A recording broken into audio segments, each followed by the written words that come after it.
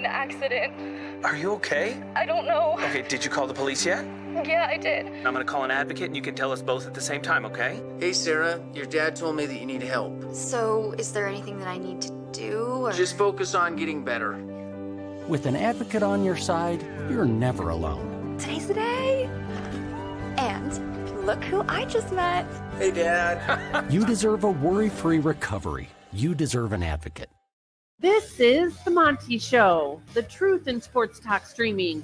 When you want unbiased opinions about your favorite team without the spin, all you have to do is find The Monty Show, streaming live and available 24 hours a day, 7 days a week on YouTube. And now, here's Monty. Hey, yo, The Monty Show, live on your YouTube machine, on Twitter, on Facebook, on Twitch, on Spotify. Yes, we are back on the Spotify platform. Thank you to everybody at Spotify. It's a pleasure to be with you. If you have not found us on Spotify, make sure you search The Monty Show, M-O-N-T-Y, in Google, The Monty Show, Spotify. Watch our show on Spotify every single day. As always, we are presented by The Advocates at theadvocates.com. Do it. Here it is right here on the screen. Advocates donations on Venmo. We are obviously, as you know, partnered with the Advocates, who are working with Thanksgiving heroes across the country. You can find Thanksgiving heroes working in your market. Here in Salt Lake, for instance, slc.thanksgivingheroes.org. They are working together with the Advocates to provide hungry families with food for Thanksgiving. And when we talk about what are they doing and why we are so passionate about raising money for the Advocates when it comes to Thanksgiving and kids being hungry, this is it right here. Folks, we're not talking about surf and turf, filet mignon, and lobster tails. We're talking about the basic necessities to feed kids in this country. Idaho potatoes, turkeys. We're talking about, pumpkin pies and cream of mushroom soup for gravy, like the basic things we all take for granted. That's what the Advocates and Thanksgiving Heroes are working on. They take that food, they box it up. You have volunteers like you see here putting the food in their cars and dropping it off at the doors of hungry families. And when I say hungry families, 1 in 6 kids in this country, 1 in 6 kids in this country are hungry. How is that possible in the United States of America that 1 in 6 kids are hungry? We can help with that. Anything that you can donate today. It is our final day of donation for the Thanksgiving Heroes campaign at the Advocates. Advocates donations on Venmo. We'll give away 2 $50 Amazon gift cards today. All you have to do is make your donation on Venmo, take a screenshot of that, send it to Jake, SLC Jake on Instagram, and that's how you donate. And we'll pick 2 lucky winners at the end of the show, as long as we raise $500 today. We have raised so much money, and I know I've asked you every Friday for the last 3 Fridays to get on board and help hungry kids. But again, I ask you, 1 in 6 kids are hungry in this country. And I just don't understand how that's possible. Obviously, as always, not a shocker here. Maury Alvarez is the first one in. BYU will show KU that Cougars truly hunt Jayhawks. Now, what Maury is telling you here is a veteran of the Marty program, is that the comment section, the memo section on your Venmo donation matters. Most weeks that we do this, the better memo section is the one that wins. And oftentimes, unless you wind up making like a $200 donation, or then that curries you some favor. But almost universally, the memo section usurps the dollar value. Creativity, baby. That's right. BYU will beat KU like KU owed them money. Monty Show Thanksgiving kids. Love it. Maury Alvarez in the lead right now. Hook it up. Mike Chase. I'm a huge BYU fan. I'm pretty nervous about this game. I feel like if BYU can make them one-dimensional, we will win. Well, that one-dimensional is probably going to be running. Mr. Preston fixed my Jeep. Now I don't hit my head on the tailgate. I used the new tailgate last night. Hey, Marty, happy Friday. Let's go feed the kids. Yes, please do. Travis, cream of mushroom for gravy. Oh, yes, dude. Oh, yeah, dude. Oh, yeah. Yeah, you got to get some culture in your life. Bro, you've never made cream of mushroom soup into gravy? Really? How is that possible? Yeah. Happy Friday, Monty and Jake. Hello, Steely. How confident are you? Steely, I think you're an Ohio State fan. How confident are you with the Ohio State? I am. That Indiana game is coming fast. Obviously, they're playing at the hallowed temple of awesomeness known as Wrigley Field against the Northwestern car wash shower guys. Right. Did you guys notice that at Wrigley Field, Ohio State's a 28.5-point favorite? On a 43. You're down the street from Northwestern's campus, essentially. You're down the street from Northwestern, and you're a 28.5-point favorite. On a 43-point number. That's amazing. That's amazing. So, okay. San Diego State, Glenn, Spotify for me is a daily life hack, just like the Monty Show. Really appreciate everybody at Spotify. We're back on the Spotify platform. You know that we had stopped doing our audio podcast. We went all in on video on this show. As you can tell, when you're this good looking, that's what you do. Obviously. But Spotify has gone very heavily to video. Find us on Spotify, The Monty Show, Monty, The Monty Show. Tanner Plummer says, yes, BYU will go undefeated. Maybe. We shall see. Eric and Raleigh, hello. 81 viewers and only 10 likes. Shameful. Yes, please hit the like button. Steely says, very confident for IU Northwestern up first. Yeah, but that I don't know about. And I think we've talked about this a lot. Do you guys buy into Indiana? They're winning a lot of games, and they're looking good doing it. But, and I know that I sound like a hater when I say this. I don't believe that they're some powerhouse. Do you believe? I don't believe that. Who's a lower level top 25 team? Could they beat, if you look at SMU, Indiana or SMU? I'm probably at that point taking SMU. Boise or Iowa or Indiana, excuse me. Yeah, see, I would still take Indiana because I think Indiana's a physical team that can stop the run. Okay. BYU or Indiana? I think that's I'm probably close. taking Indiana, bro. That's pretty close. Goddamn Mormons. I'm taking BYU. Admittedly, Indiana didn't look great against a bad Michigan team. Notre Dame or Indiana? You got to take Notre Dame. Miami or Indiana? Yeah, see, I'm Alabama or Indiana? Well, Alabama. Ole Miss and Lane Train's hot girlfriend or Indiana? If it's at Ole Miss, Ole Miss. If it's at Indiana, you'd take Indiana. I think you have to. All you do is slander Lane. All you do is slander my guy. And I don't understand the irrational, dysfunctional thought processes of most millennials, but especially when it comes to Lane Kiffin. Mm-hmm. I don't understand the hate. I truly do not. Mm-hmm. Red Wine says, I looked at the Big 12 standings. BYU is 9-0. Then there be 4 7-2 teams. Well, I mean, congratulations on the reading comprehension graduation. I mean, I am, bro, from me to you. I mean, dude, you set yourself up for that one, bro. Congratulations. Listen, for some people, learning how to read standings in college football is a huge achievement. You know, that's like, the Utah Jazz last night taking a huge L against the Dallas Mavericks. Yeah, no, don't get me started. Yeah. You're either in the pooper or you're not.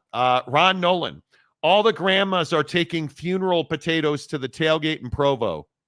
Kansas is bringing the ribs. I have no idea what that means. I have no idea what that means. I truly do not know what. Okay. Yeah. Sal Capone, a member of the show for 2 months. Sal, good to see you. Sorry about the Fighting Fafitas.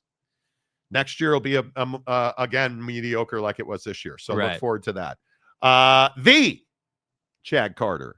I'm here for Ohio State Northwestern breakdown. What time is that segment? Already happened. Tanner Plummer. No, I do not think I do not buy into Indiana. Their resume is garbo. You stole my word. Because it's garbage. That said, if they beat the Ohio State, then they'll prove they belong. Okay.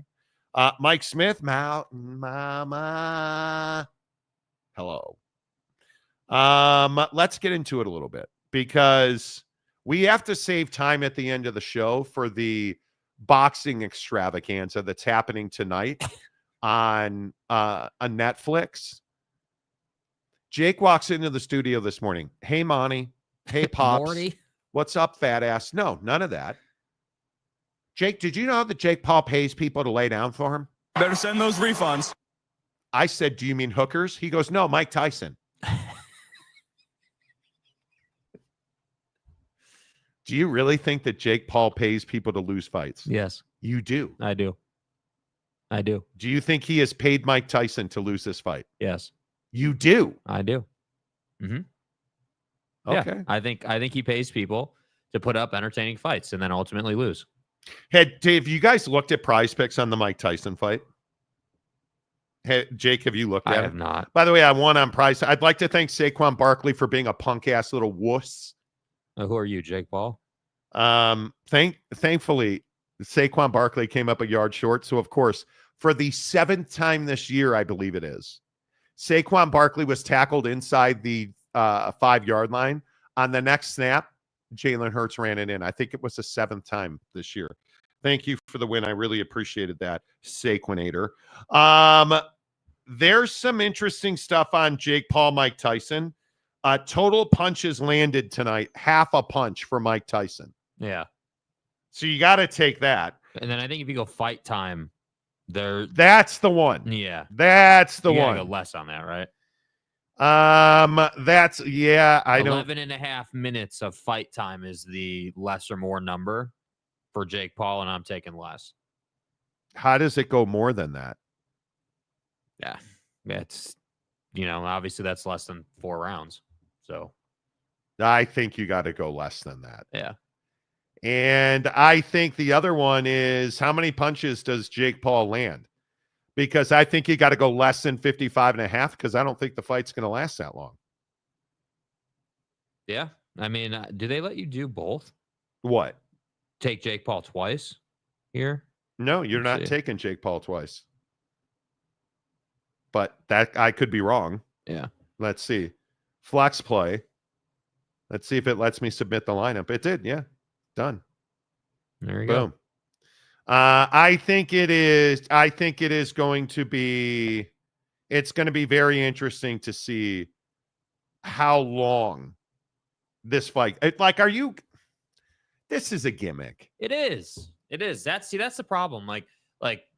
This is a fight that's essentially just made for TV. It's not, again, Jake Paul is not a professional fighter, in my opinion. He's somebody who steps into a ring, makes a bunch of money. This is like a business for him. This isn't like he actually loves to fight. That's my opinion.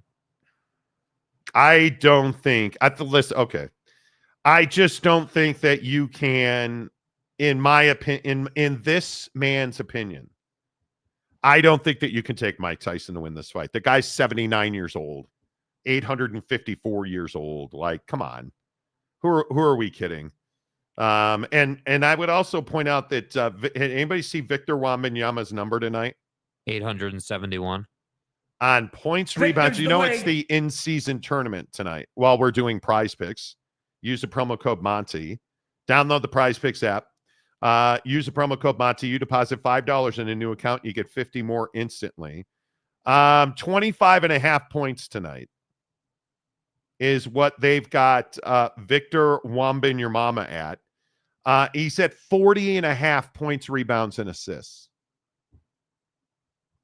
I mean, he dropped a 50 bomb. It's a big number, though. Is it? Yeah, it's a pretty big number. I mean, he's hit it 2 games in a row. Yeah. Yeah. But before that, he hadn't hit it at all. Yeah. That's what I'm saying. I think I've hit it every time. I think I go less on that. Yeah. I think I go less. Yeah, we'll see. There you go. Do you guys, real quick in the comment section, do you guys care about Mike Tyson and Jake Paul? Do you care? Jake Paul is a gimmick fighter. Yeah. Mike Tyson smacked Paul at weigh-in, seems staged. I saw that. Obviously, I tweeted it. I hope Iron Mike shows up and beats the living hell out of that clown, but the fight is rigged. Wow. See, you're right where I'm at.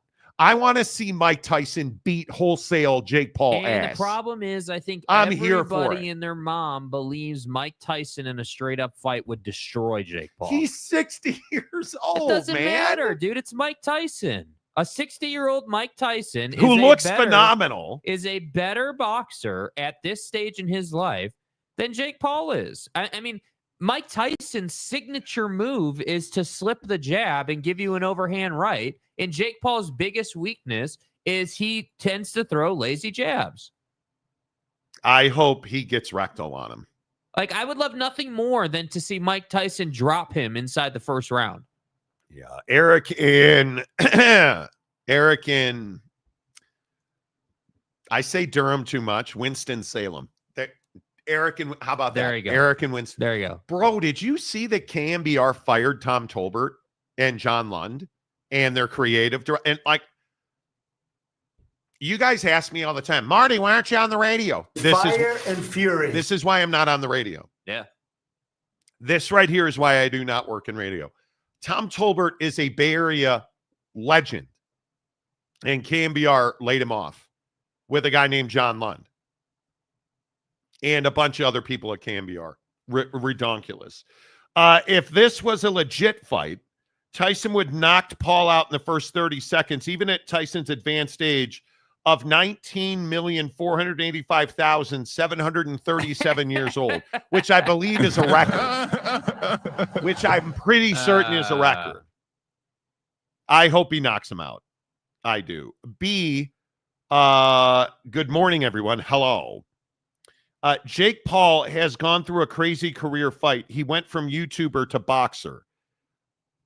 But I think, in my opinion, he has paid dudes.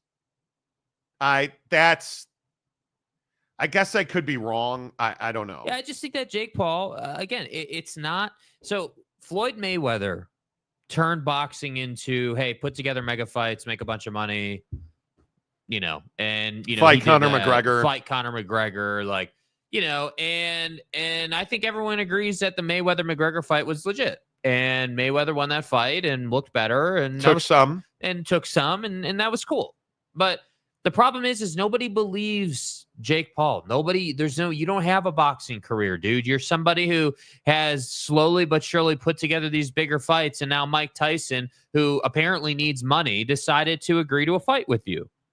So, it is what it is. But does he need the money or does he want the money? Maybe he just wants the money. I don't know. I think he wants to be relevant, whatever it is. Yeah. And that's the hard part is I think people look at this fight and they're like, yeah, dude, this thing is staged. Like, well, I don't know why Mike's doing it. And like, it just is what it is. And what kind of phony knockout of Mike Tyson is Jake Paul going to get in this fight?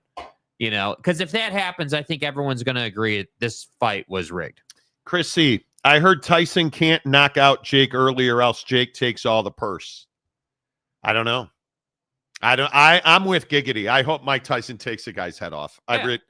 I have trouble with combat sports. I'll be honest with you. I think we've talked about this a lot on the show. Mm-hmm. I can't watch guys kill their brains. It's really difficult for me. It's the Jalen Hurts concussion that was ruled not a concussion last night. Uh-huh. People joking about Tua throwing up gang signs. Am I a codgety old man because I don't think that's funny and I really struggle with it? I do, honestly. Jaquan Brisker for the Bears, pretty much his season's over with a concussion. Like the guy had a concussion a month ago. They got him on the practice field this week and he threw up allegedly threw up and he had reoccurring symptoms of a concussion. A month later, I'm good. I can't do it. And I know that that's me probably being I think what's difficult is dude's 60 years old. That's what I'm saying. Yeah, like he's 58 years old, and again, this is the Tua thing, right? Like, hey, it's his right to choose to take this kind of fight, but the other side of that too, if you're Mike Tyson, and again, this is where I wish I knew the terms of the fight and all that was publicized. And everything. Me too. But if Mike Tyson has agreed to a legitimate fight where he can just go in there and try to win the fight straight up, then I don't mind this for Mike Tyson, because I think he would absolutely dominate Jake Paul in a straight up fight. I really do. I think Mike Tyson is one of the best boxers the world's ever seen. And the guy is a flat out savage, even at this age. So sorry, Jake Paul. I don't believe that you're stepping into the ring with this dude and all of a sudden you're going to be some great boxer. I don't buy it either. And I love Mike Tyson. Obviously, I grew up in Mike Tyson's heyday. I'm 51. I used to love watching him fight. And it's hard for me. I hope he wins. I hope he takes 0 punches, and I hope he dislocates Jake Paul's nose from his face. I mean, that's probably a bit aggressive. That feels aggressive. Couple more on Mike Tyson. Yeah, Eric, I can't believe they let Tolbert go either. I don't know. Going to a watch party and poker game. Go Iron Mike at 56. Man, I haven't played poker in so long. Previously, like 10 years ago, Mrs. Monty and I used to go to poker nights at Bout Time. You guys know Bout Time Pub and Grub. And we went to like final tables and stuff. Like, it was fun. I love playing cards. But golf or sleep, poker or golf or sleep. Like, I'm at that age now where it's like, okay, we put a weighted blanket on our bed. So I have a huge weighted blanket. Yeah. But it's heavy. Yeah. Right? And your psycho ex-girlfriend is the one that was like, hey, you guys should try a weighted blanket. Uh-huh. And I did. And it's amazing. Yeah, it is. So we have a California King. Uh-huh. And we have this, I can't remember what they call them, but like big ass blanket company. There's a company that just makes these huge blankets. They make a huge down comforter with weights in it. It is the greatest thing ever. It is so good. It's heavier, so you turn the fan on low. Oh, you sleep like a baby. Yeah. The last 3 nights, out like a light. Yes. I mean, out like a light. Yes. Anyway. Yeah. All right. Let's do we have more donations? Yes. Who is this one, Jake? Glenn, you're dipping into my Mesa Foundation San Diego State NIL support, but it's for an equally great cause. Appreciate you, Glenn. Indeed, it is. 1 in 6 kids are hungry. And Glenn, that $25 is going right to hungry kids. We're trying to raise $500 this morning. Uh-huh. We're trying to raise $500 this morning. Dude, again. Are you good? Are you good, bro? Like, I don't know who this old lady is, and my wife's going to think I'm crazy. I swear to God, there was an old lady standing right behind you. That is the weirdest. Anyway, like last week or whatever, she was standing over there. What does she look like? It's just a face? I see her. No, I see her as an old lady in this blue dress. That's the weirdest thing ever. Anyway, thank you, San Diego State Glenn. Appreciate you very much. Advocates donations. We're trying to raise $500. We've got $40 in the kitty this morning already. So $5, $100, $25, whatever you have in your wallet. If it's in your wallet, in your heart, please make a donation. Advocates donations. 100% of that money goes right to feeding families at Thanksgiving. ThanksgivingHeroes.org is the website. You can go and see the partners with the advocates there. Make your donation. Thanksgiving Heroes and the advocates will take that money. They will provide food. They will deliver it to the doorstep of people that are unable to support themselves on Thanksgiving. You have to then take a screenshot. And let's make this very clear, because every week it seems like somebody wants to make a mess out of it. This is a really simple thing. You make a donation on Venmo, you take a screenshot of that donation, and you DM it to Jake on Instagram. I don't have Instagram, Marty. Okay, great. DM it to Jake on Twitter. Like, it's not difficult. SLC Jake on Twitter or Instagram. Let's see. Eric and Raleigh. I'm actually in Durham today for a medical appointment at Duke. Duke is Duke. Don't get any on you. How about the Jazz losing last night to Dallas with a John Collins dunk essentially at the buzzer because Luka didn't play defense? My name is Luka. So the Jazz snatch a loss out of the jaws of victory last night. You had that game lost, and somehow you figured out how to win it. And Luka handed it to you. Yep. Terrible, terrible win. Again, you're 3-5. What are you doing? Terrible win. What are you doing? Last night for the Jazz. Okay. Ron Nolan, Tyson will bite both ears. Okay. The ear biting thing. Jake Paul like putting diamonds on his ears saying. This is what I mean. It's a gimmick. It's a gimmick. It's a gimmick. It's a gimmick. Tyson in 2 rounds. Okay. If it was a legit fight, they would be fighting the Ukrainian or Brit, but they don't want to. He doesn't want to. Jake Paul doesn't want to get knocked out. He wants to, yeah. I feel everyone thinks it's a gimmick rigged fight, but I'm hoping for Tyson to KO Paul. You're with me. Steely says Jake is correct. It's all staged and phony. See, people are with you this morning. Yeah, and I think, for Jake Paul's sake, I think he needs to get knocked out to prove that his fights are legitimate. Yep. San Diego State. Glenn, another satisfying donation submitted. I appreciate that, Glenn. Thank you.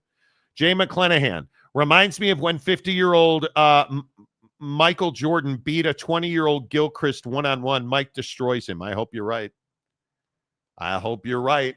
I will say in the 2 movies I saw Jake Paul in it, he actually didn't do a bad job. Maybe he should stick to acting. Okay. The Paul brothers are just WWE all of their sports ventures. Yeah. I don't disagree with that. I don't disagree with that at all. Maury Alvarez, I've watched his return fight, but I will not watch this one. I don't think I'm going to watch either. I have a honeydew list thing tonight. So we're going to go to the driving range, and then a friend of my wife's wife, her friend's wife, however, we're going to a birthday dinner. There you go.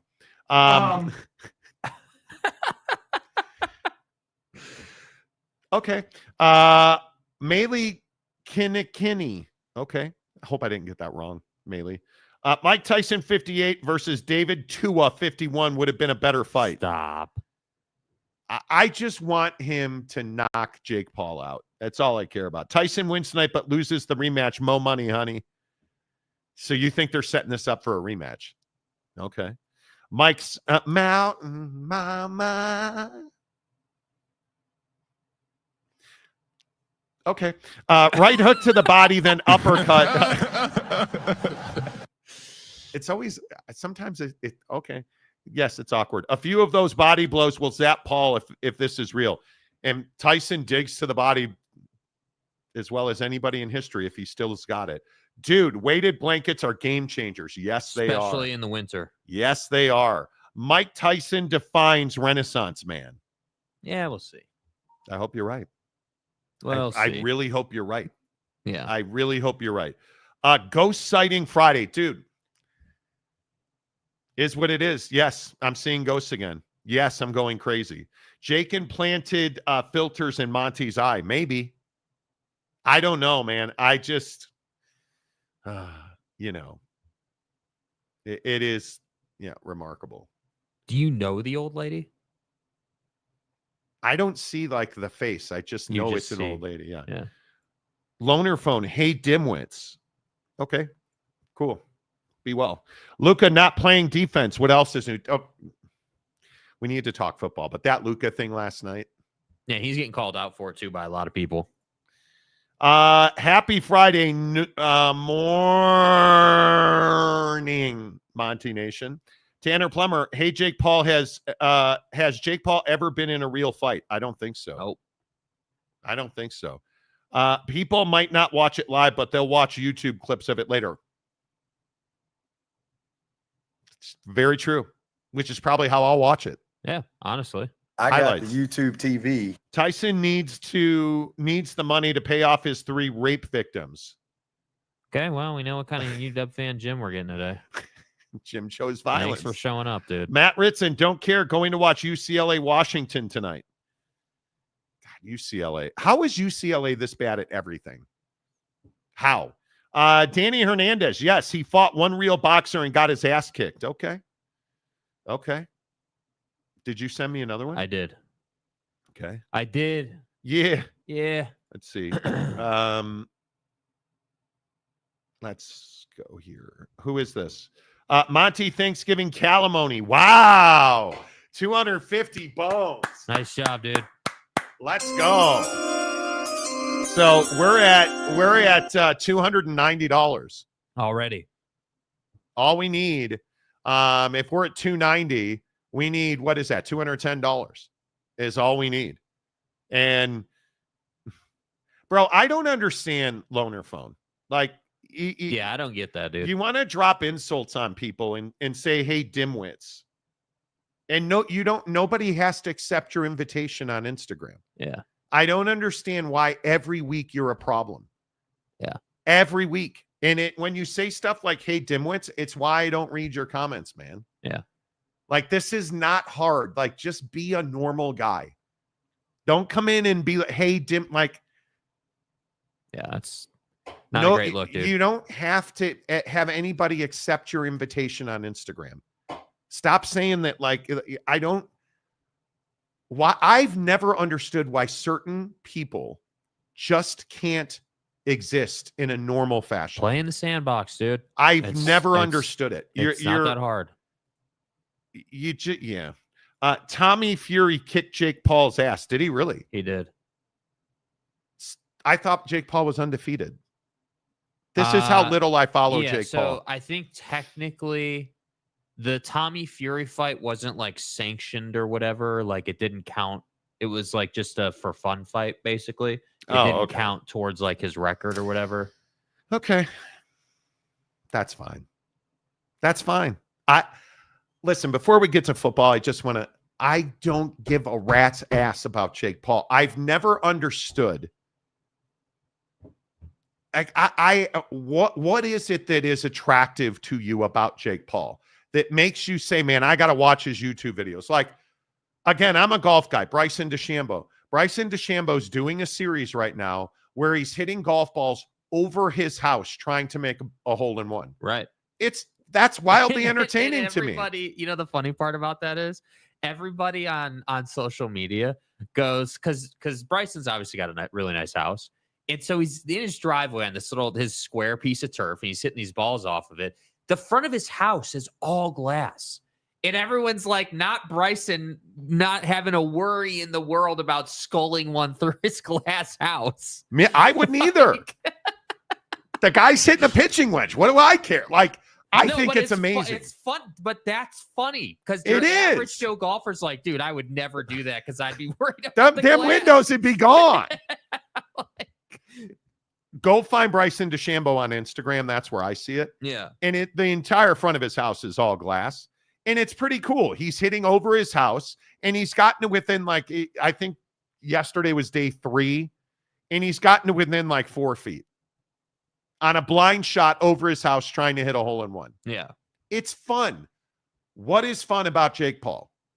Yeah, I don't think there's anything fun about it. I think that Jake Paul, to your generation, Jake Paul is not going to be all that attractive. To my generation. Did you just call me fucking old? Yeah, I did. My generation. Excuse my French. You just called me old. To my generation, some folks in my generation love Jake Paul.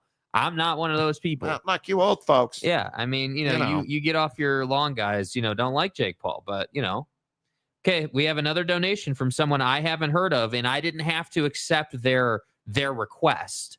Yeah. So just saying, the Instagram machine seems to be working just fine. Yeah. And what do you mean we insulted you? You came in here and said, hey, dimwits. and it will not let me post the screenshot, so then insult me.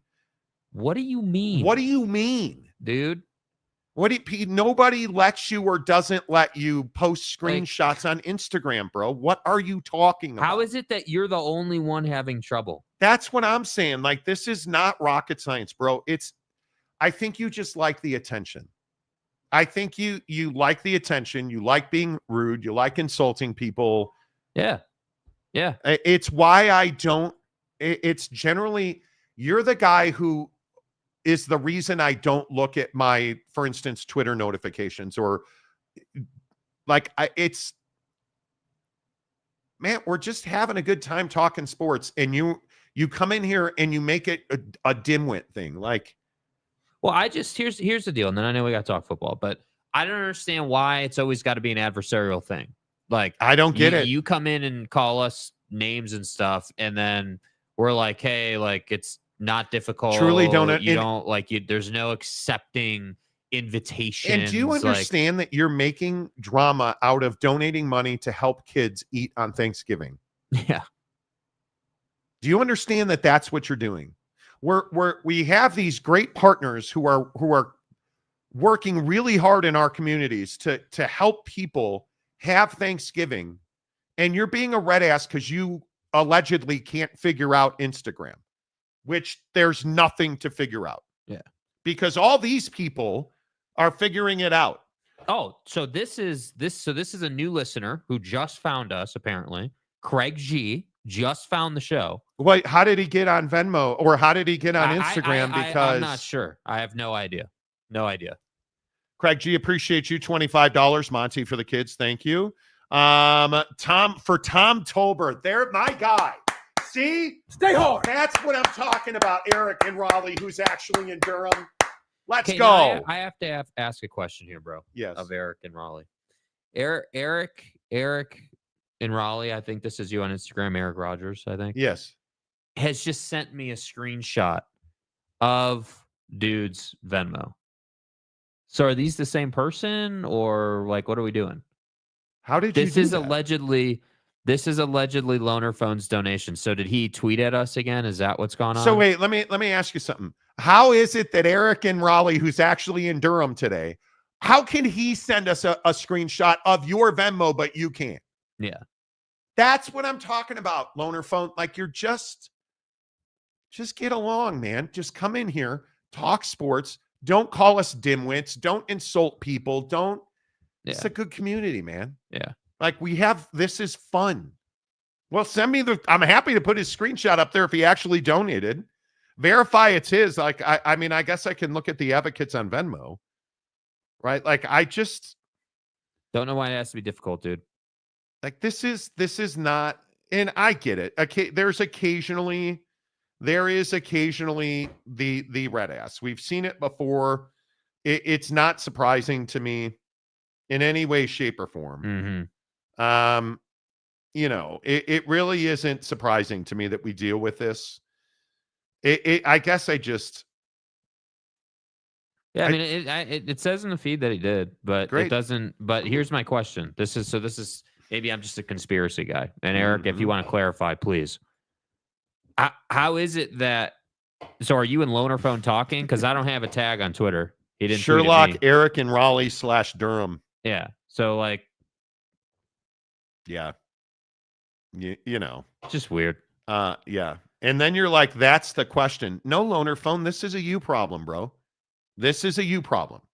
This is not an us problem. Yeah. Nobody blocks you. I've said this 1,000 times. Blocking people is bad for business. Yeah, we don't block people. So we don't block people. Our business is not making sure you can't see our content. How does that help us? Yeah. You can't figure out Instagram. Everybody else can, but you can't. That's the thing. So send me the Eric and Raleigh screenshot. I'm happy to use it. I appreciate you donating. He tagged you guys on the tweet machine. So I'm supposed to go and look at it. Like, this is the thing I don't understand. Was the process? You didn't tag me. Was the process to tag us on Twitter? Was that what we said? No, it was not what we said. And now I got to go get into my Twitter notifications. So that's always a wasteland of death. Legitimately, I have 7,000 Twitter notifications. It says 7,000 plus. And I'm supposed to go in there and... Oh, man, dude. Do you know what that's like? You're out of your mind. Awesome, bro. You're out of your mind. And where is the... I see Oak State James. I'm just going to go all the way to the top. This is such a waste of...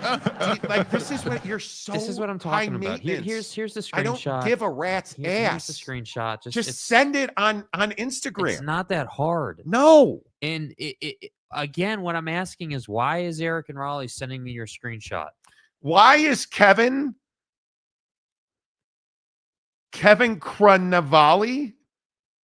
Why are you sending me a picture of Duck Donuts, prick? I don't need a picture of Duck Donuts. Twitter is amazing.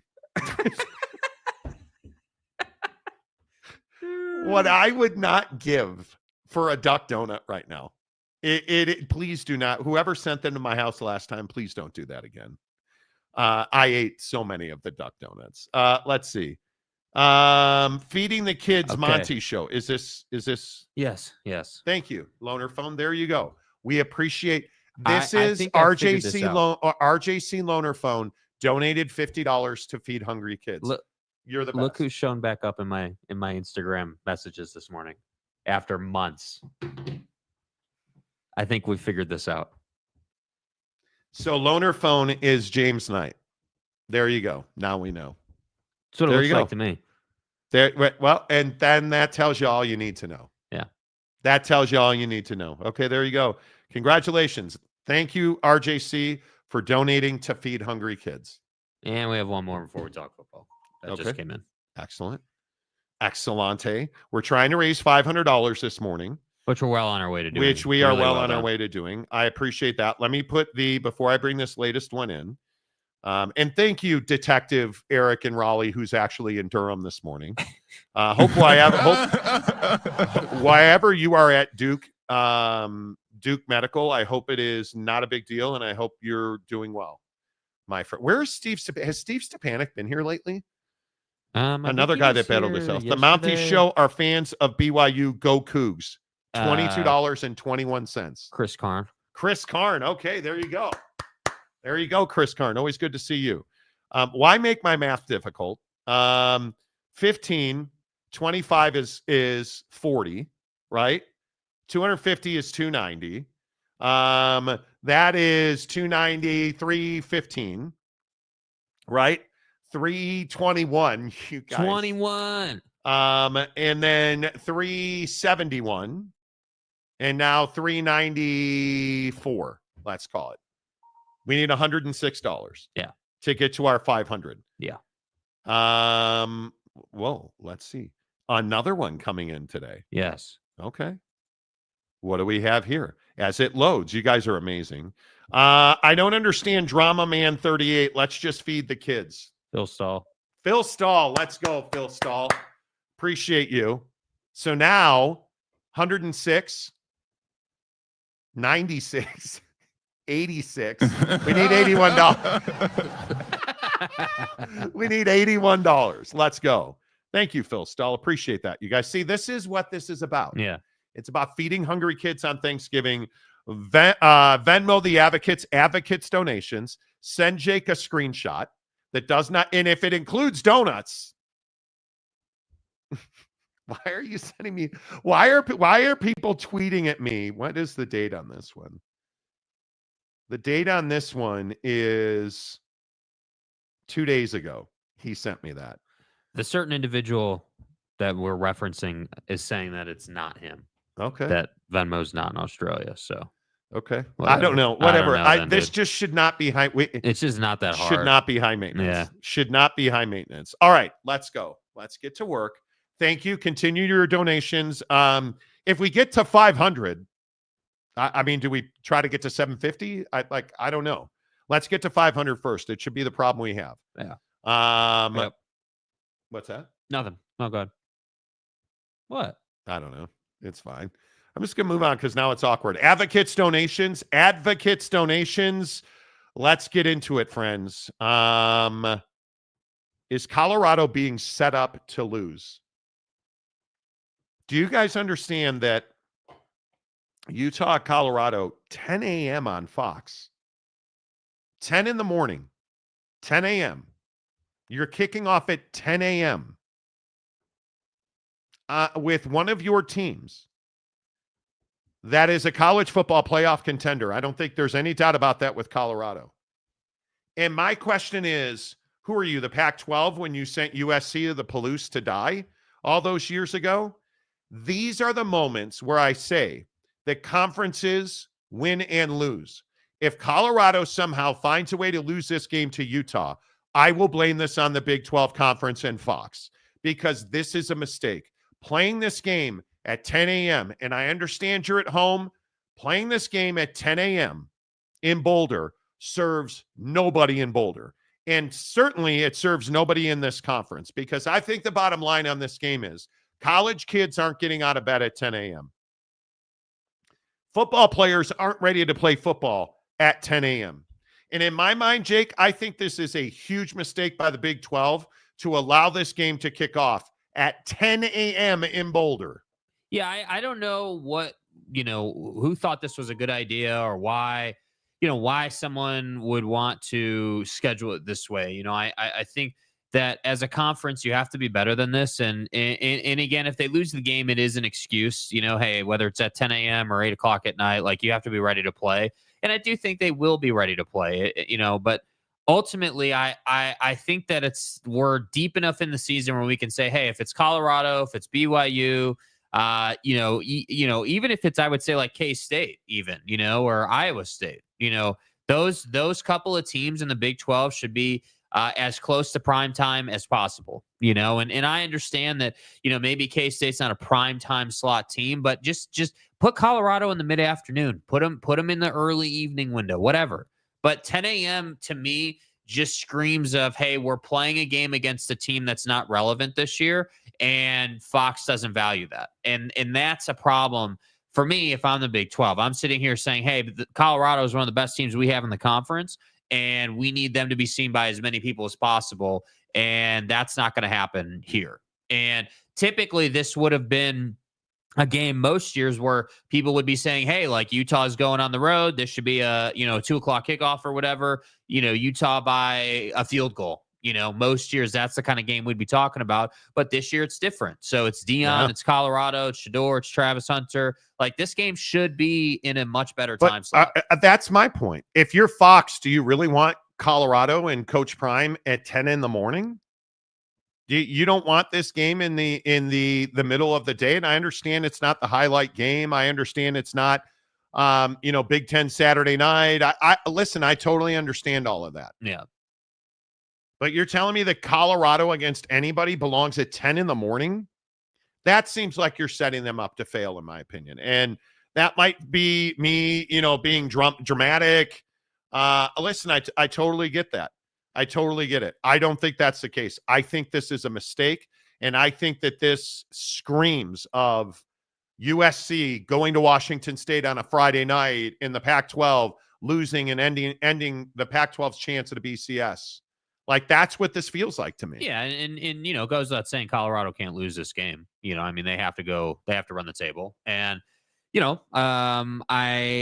this Brandon Rose situation with the Utes is all anyone's talking about. And I feel like now the Utes don't really have much to play for this year. And it's just going to be, again, I hate to say it, but these are developmental games for Isaac Wilson now. These are, hey, like, we need to just get our guys, we need to just get the most value out of the rest of these games as we can, win, lose, or draw. Like, I don't even know for Utah if the result even matters at this point. It's more about, hey, let's get experience under our belt and start developing guys. So, I would expect Colorado to walk away with this one. Honestly, I would expect you to win by, 14, 17 points at the end of the day, but we'll see what happens. But I just don't understand why it's got to be Why you would play a 10 a.m. game for Colorado at this stage of the year is beyond me. I don't get it. And I mean, obviously, what's the late game? I actually think it is Washington, UCLA. I think in the Big Ten, it is Washington, UCLA, 7 p.m. on Fox. I get it. It's the Big Ten. But like, that's not a Big Ten Saturday night. Totally understand it. Like, but even that game, that's the best we can do. Washington, UCLA. I think that game certainly is not as good as having Deion Sanders in prime time. You're telling me the TV audience wouldn't be larger for prime? With all due respect to Washington, UCLA's terrible. Washington's middle of the table, one of the average teams in the Big Ten. It's a little surprising to me. Yeah. It's a little surprising to me, in my opinion. ACC Commissioner Gumby, better to play at 10 a.m. versus 10 p.m. Dude, those late kickoffs are miserable. I would agree. And Deion's talked about this. Deion has no problem with this. Deion said at Big 12 Media Day he doesn't mind those early games. He'd rather play every game at noon instead of playing at 7 o'clock, 8 o'clock at night. Right. He hates those late kickoffs. Eric and Raleigh, Fox doesn't have any part of the college football playoff, so they don't care about Colorado being eliminated. They don't. I would assume. And again, what's Fox's bread and butter? Big Ten. Here comes Saturday night. It's just so obnoxious, dude. It is so obnoxious. But yet I'm sitting here singing that song and look, probably not well. I like Fox. They're obviously, the coverage Fox brings to baseball, to college football, to the NFL. Like, they do a good job, but they do. But I'm just like, bro, like, why is it that I got to get up and the first game, like, if you think about how college football fans work, people, like, typically the way it would work is your great games would be in the afternoon. Let people go out and do their thing and stack the afternoon with great games. That would be how you drive high viewership. But I don't know.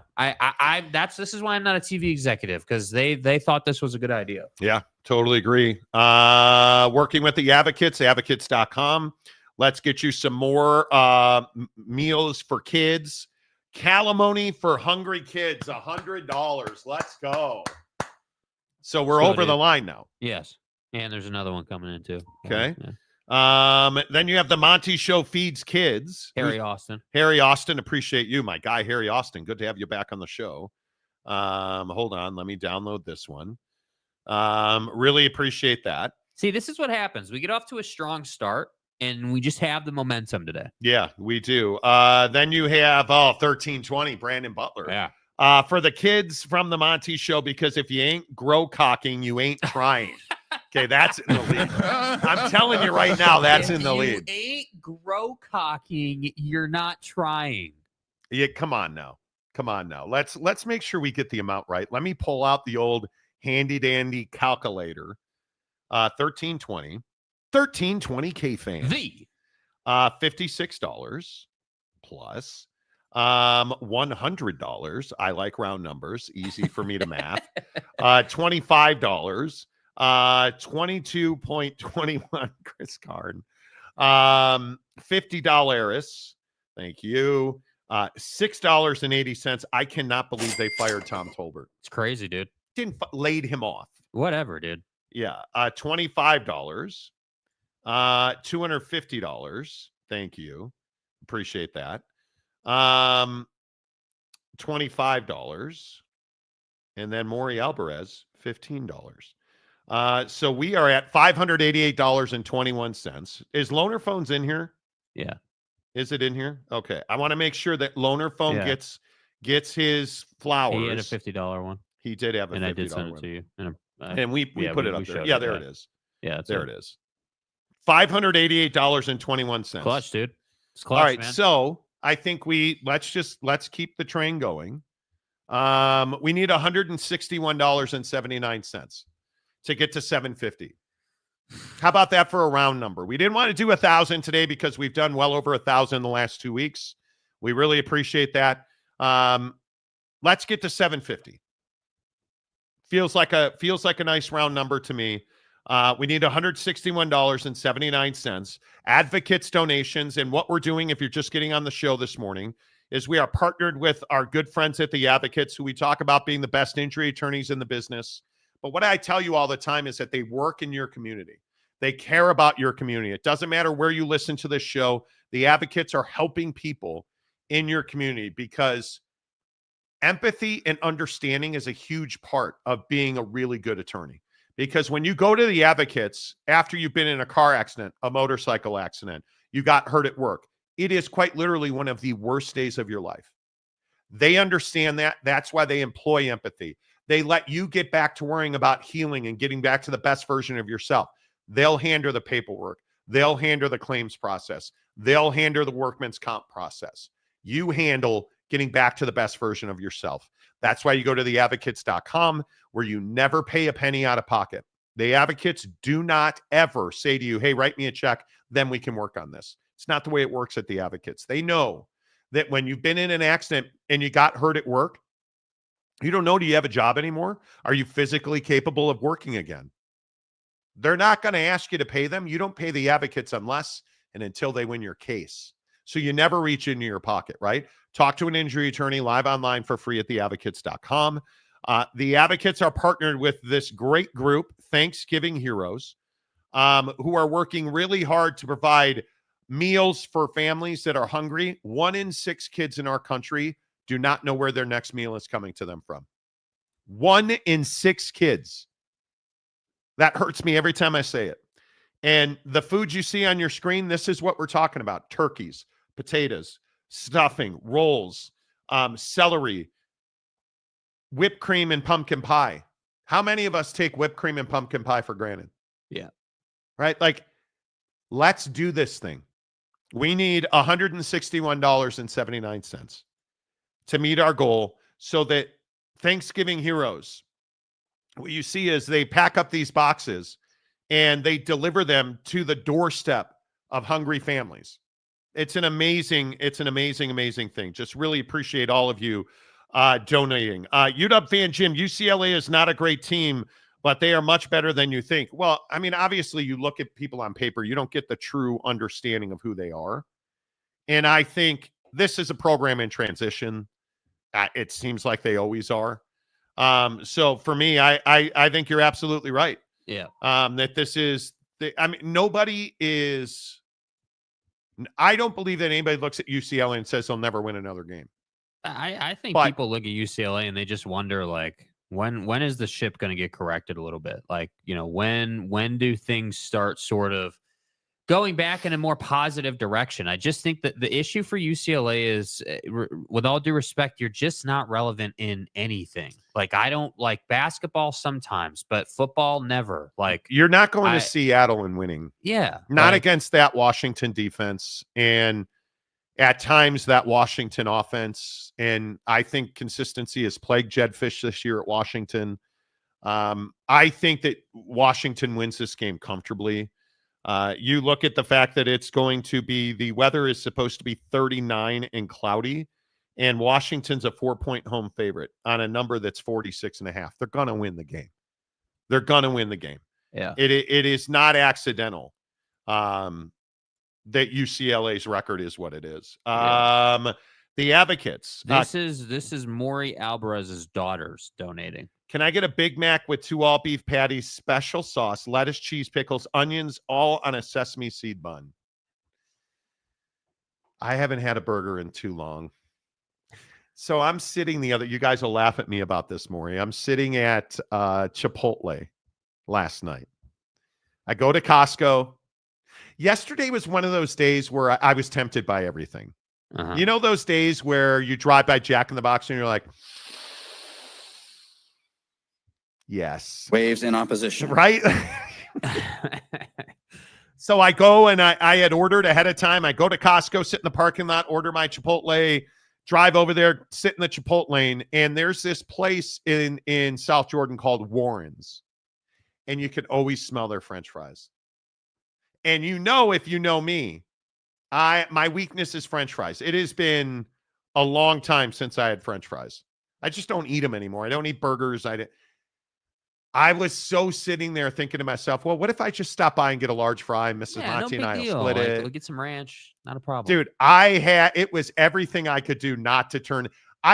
So the turn lane, you want to know how addicted to French fries I am and how much I want them? The turn lane leaving Chipotle is a 2-lane left turn. Warren's is on the far side of the street.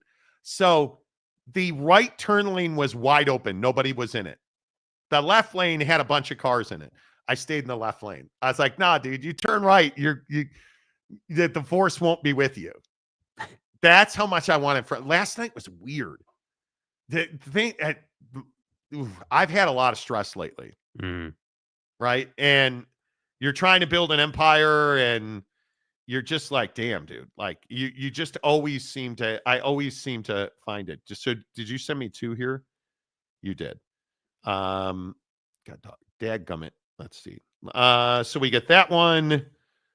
That is okay. So I have one that I haven't read because I read this one already. Yeah, from Maury's kids. Yeah. And then the Monty Show, as is the bye week, is a 7-point favorite over Oklahoma State. Fire done, fire Nardo. P.S. Checked email, couldn't find it. 2179. This has to be Oak State James. What do you mean checked email? He says he can't find his gift card from last week, so I'm gonna have to handle it after the show. God. Do you guys? I don't. Namaste. It's fine, dude. It's probably expired now. I think it lasts. I had one instance several years ago when we did this. It lasts like 4 days, and then if you don't accept it. Did you check your junk folder? Yeah. Like that's amazing to me. Okay. Let's see. Sent him my weekly offering.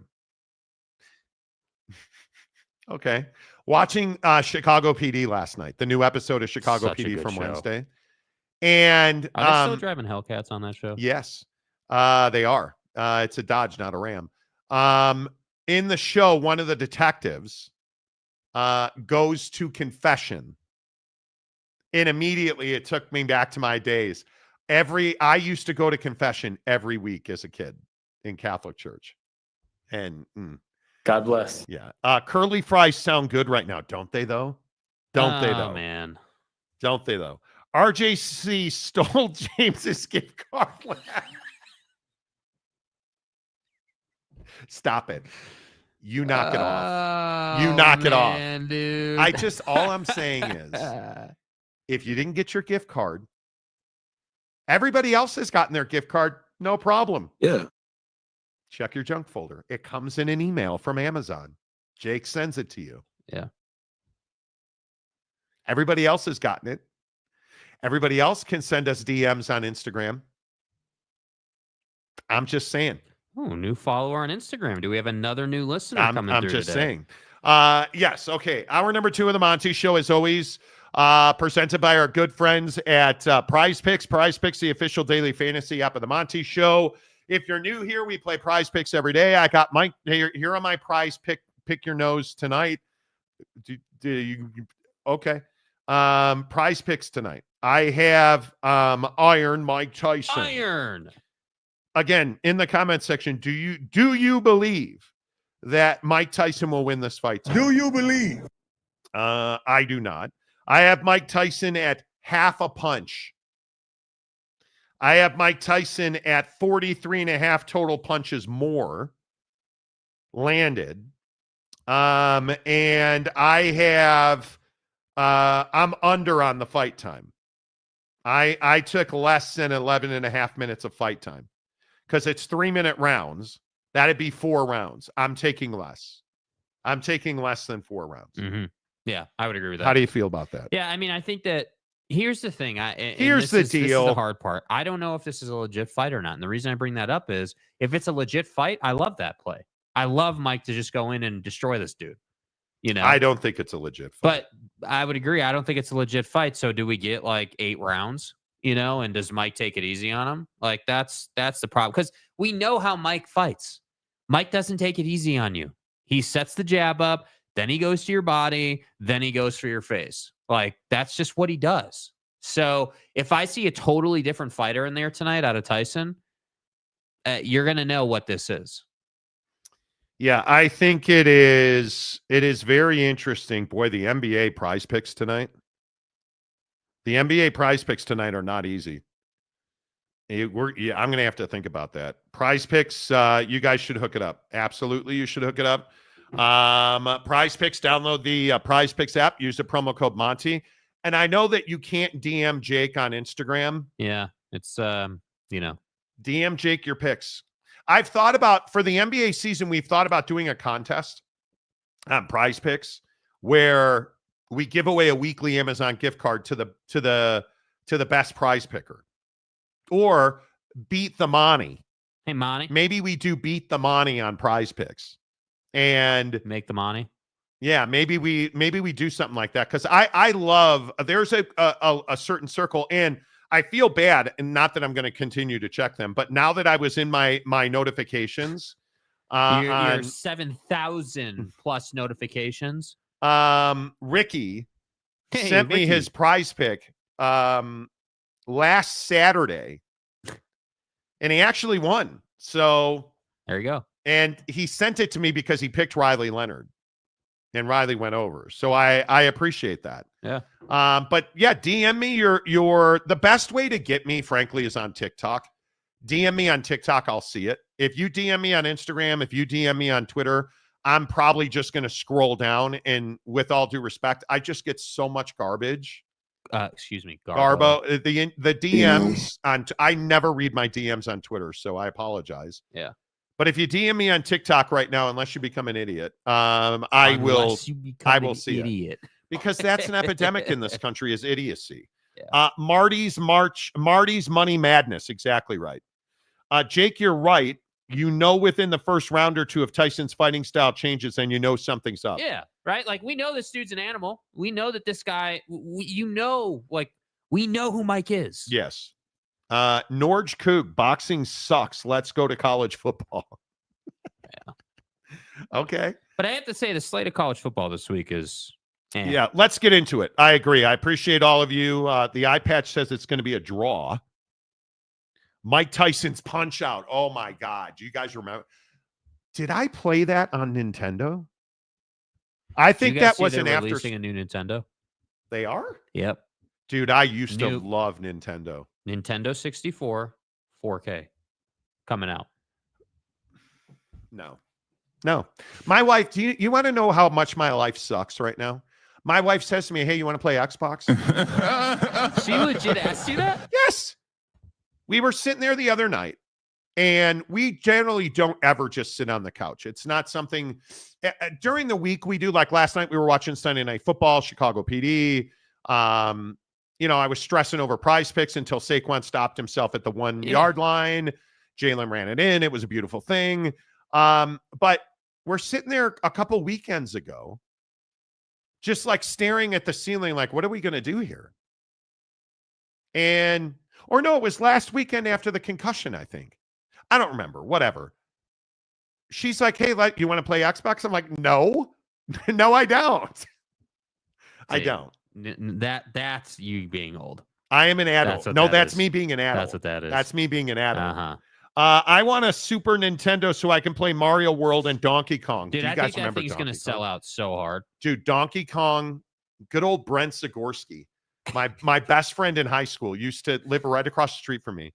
We would run back to my house and play Donkey Kong for hours and hours. Like, it was amazing. I nominate the Monty Show to give away a 64 4K to Growcock. I mean, Chris, I can do that. Real quick, because Chris Karn's here. Did you guys hear this story about the Chicago Bears? Tyson Bagent, the backup quarterback. Yeah. Do you believe this story? Tyson Bagent is apparently telling people on one of the Chicago sports radio stations, the veterans want me. They don't like Caleb Williams as a human being. They don't like him. They don't want to play for him. Funny thing is, what was he saying to this same Chicago sports radio station off the record last year? The veterans want me. They don't want Justin Fields. And so that same Chicago radio station ran with that. And all those veterans are like, we never said that. What are you talking about? We never said that. And now Tyson Bagent looks like a complete D-bag. That's the level of dysfunction inside the Beloved right now. That you allegedly have a backup quarterback being accused of leaking damaging information about the rookie quarterback so that he can get an opportunity to play. Do you believe that's true? No. I don't believe it's true. I don't believe it's true for a second. Tyson's never been that guy. And again, I don't know him, but like and again, it's how they cut the show, I guess. But on Hard Knocks, he didn't seem that way at all. On Hard Knocks, they seemed tight. They seemed fine. I agree. I 100% agree. People are asking for an update on the Dolaris. Yeah. With Maury. So we need $162. Yeah. Minus Maury's daughter, $10, right? And then minus the $21.79. Who's this again? 2179. Sorry, I just got another one. 2179 is Oak State James. That's right. Oak State James. I should have read you can't find the email. $130.21. You can go ahead and take another 25 off of that. Okay, let's go. Minus 25 equals 105.21. And let me get this to you. 105.21 is all we need to get to 750. It's our last Friday for Thanksgiving. Don't forget, I'll be off. We'll be off next Friday. Some of us won't be going to Hawaii to play golf. Everybody ain't able. It is what it is, man. Yeah, the Hawaii trip. Can you guys believe that we are 2 weeks from Thanksgiving? No. Let that resonate. This whole year is just flown by. And I don't know if we say that every year now, if that's like just a syndrome we have as adults, but I swear, like the last 2 years are just like over. It's over. Like it is completely over. And all right, before we get to BYU, here's 25 more to the Advocates. Thanksgiving heroes from Razorback Nation, horns down. Oh, I got to get the comment off the screen here. Horns down in Fayetteville tomorrow morning. Let's go. Steven Shearer, appreciate you, bud. Thanks so much for that. I think, new listener. Appreciate that. Oh, no, I think Steven's been here. I think Steven has been here. Okay. Well, appreciate that very much. Thank you. UW fan Jim says $20. Feed the kids. Appreciate that.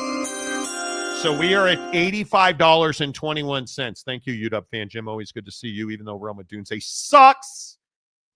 Yeah, learn to he run doesn't a route. suck. He just the Chicago Bears are broken right now, and we just need to get to it. I bet Bachan's dad is leaking that info.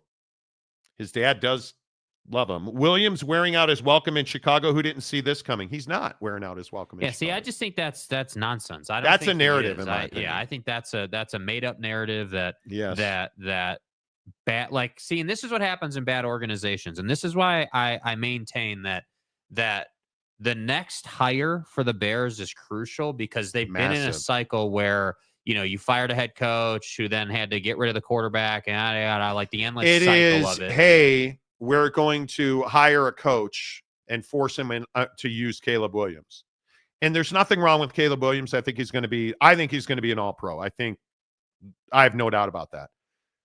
But what you want to do is clean house at one time. If you're the Chicago Bears, what I would do is I would fire Ryan Poles and I would fire Matt Eberflus. I'd bring in a new head coach and I'd bring in a new GM and I'd have him hire a head coach that can work with Caleb. Yeah, you need a longer term solution here. Yes. You need someone who can be there 5 to 7 years. And you just simply cannot keep firing the head coach, then fire the president, then fire and you can't keep doing it that way.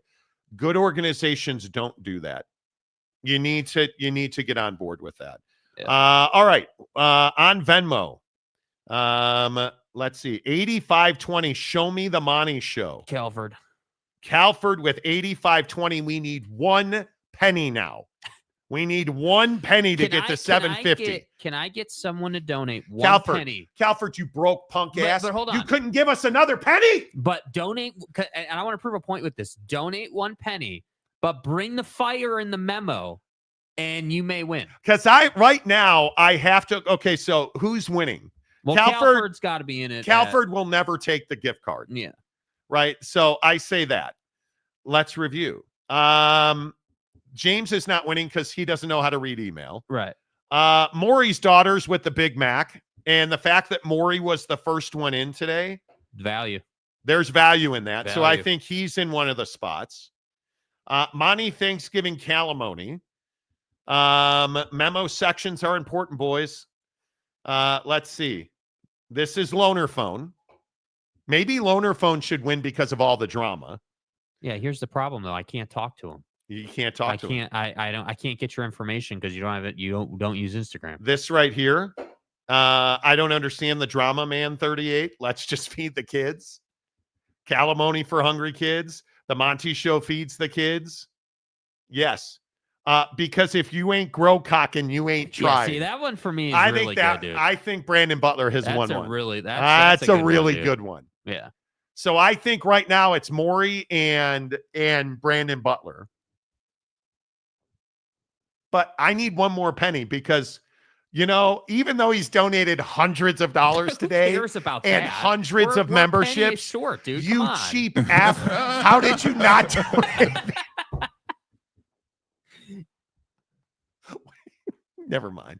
By the way, can I get a comment on how we came to $85.20 instead of 21 cents? Yeah, I would love to understand how you didn't donate. Reference to 21 times a month? 21.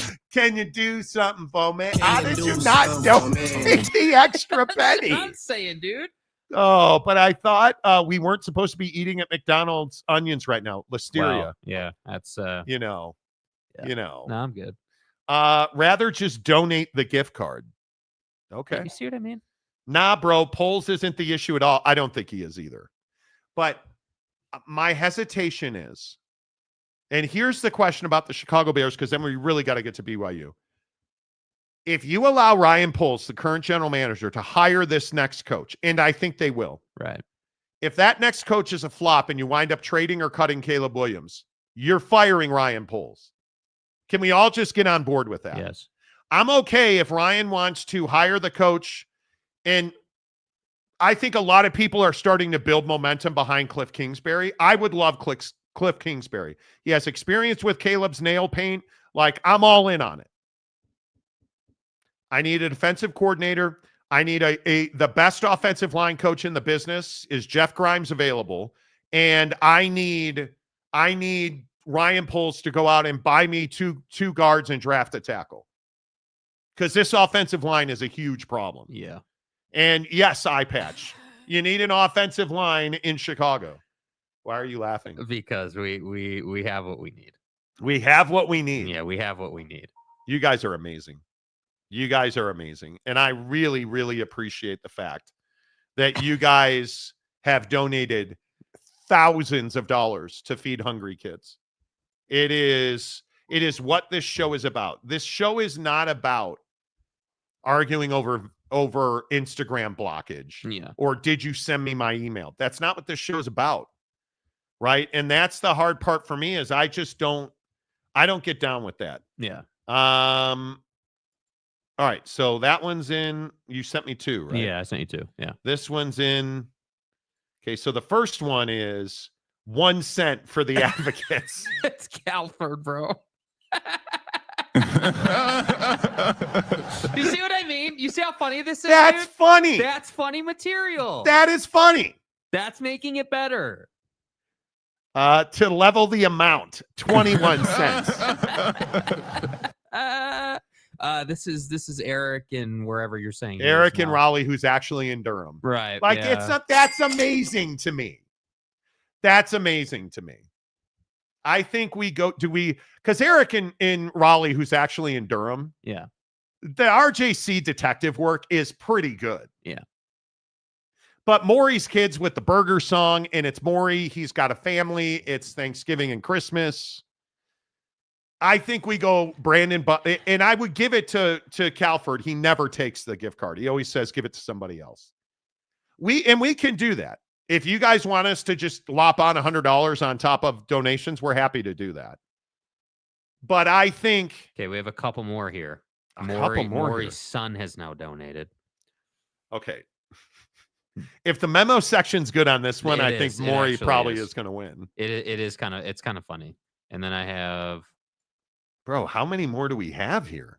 I've got one more for you. After that, Dev MC is in. Whoa, you've got a lot of files. Just try again. Try one more time. It won't let me. We're at our limit. We are at our limit. So I'm going to delete this one. And I'm going to delete this one right here so that I can add more. That's how many donations we have today, you guys. We've reached our limit of graphics. This one right here. To level the amount. All right. The Advocates. Monty Show Thanksgiving Kids. What does Darth Vader get at the bakery? Only one cannoli. See what he did there. So only that's one. That's like an Obi-Wan reference. Obi-Wan Kenobi.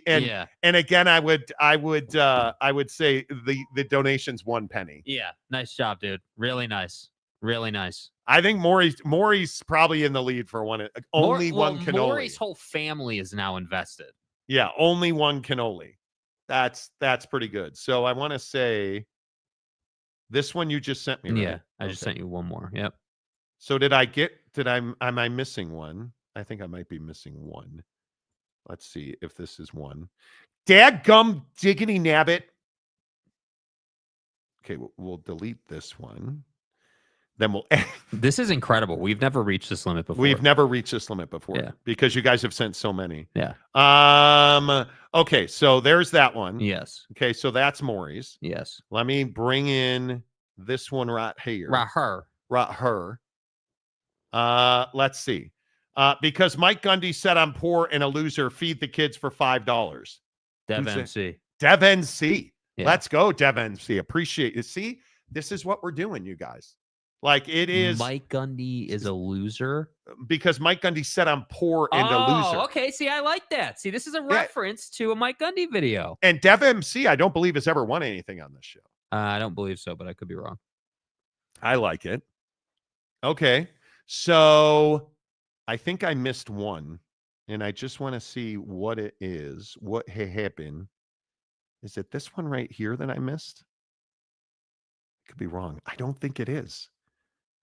No, I don't think you missed one. I don't think I missed one. No, okay. You're good. Yeah, I think you're all good. right. I think we're good. Yeah. All right. So who are we giving the gift cards to? Well, I think we should give one to Maury. Maury for sure. Maury's whole family's donated now. So Brandon Butler, the 1321's funny. Yeah.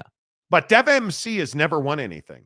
Yeah. In the comment section, what do you guys want us to play the Gundy video real quick? Because he's referencing in his memo, he's referencing the Gundy video where Gundy calls his fans and his supporters, poor and stupid and, failures in life. And it's not a real great look. This place has had tremendous success for 18 and a half years or 19. I can't do the math real good, and so unfortunately in life, most people are weak. And as soon as things start to not go as good as what they thought, they fall apart and they panic. And then they want to point the finger and blame other people. You see it happen in everyday life. People do it all the time.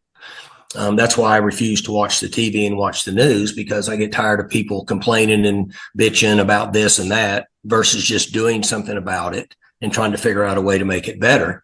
Well, that's what happens in college athletics. And as Jenny said, she's exactly right. It's just on the bigger stage where people can voice their opinion. And in most cases, the people that are negative and voicing their opinion are the same ones that can't pay their own bills.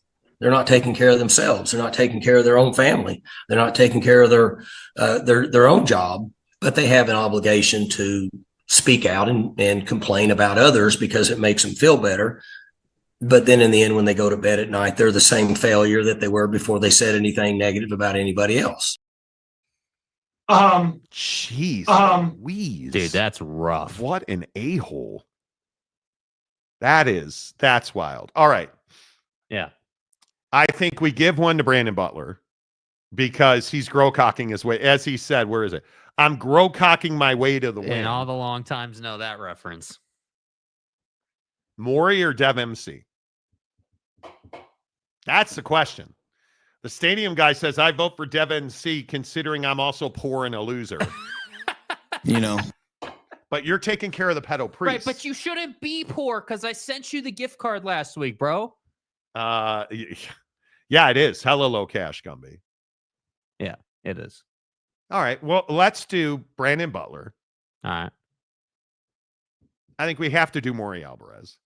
Yeah, I agree. His whole because family's donated. Only one cannoli. Yeah, only one cannoli is awesome.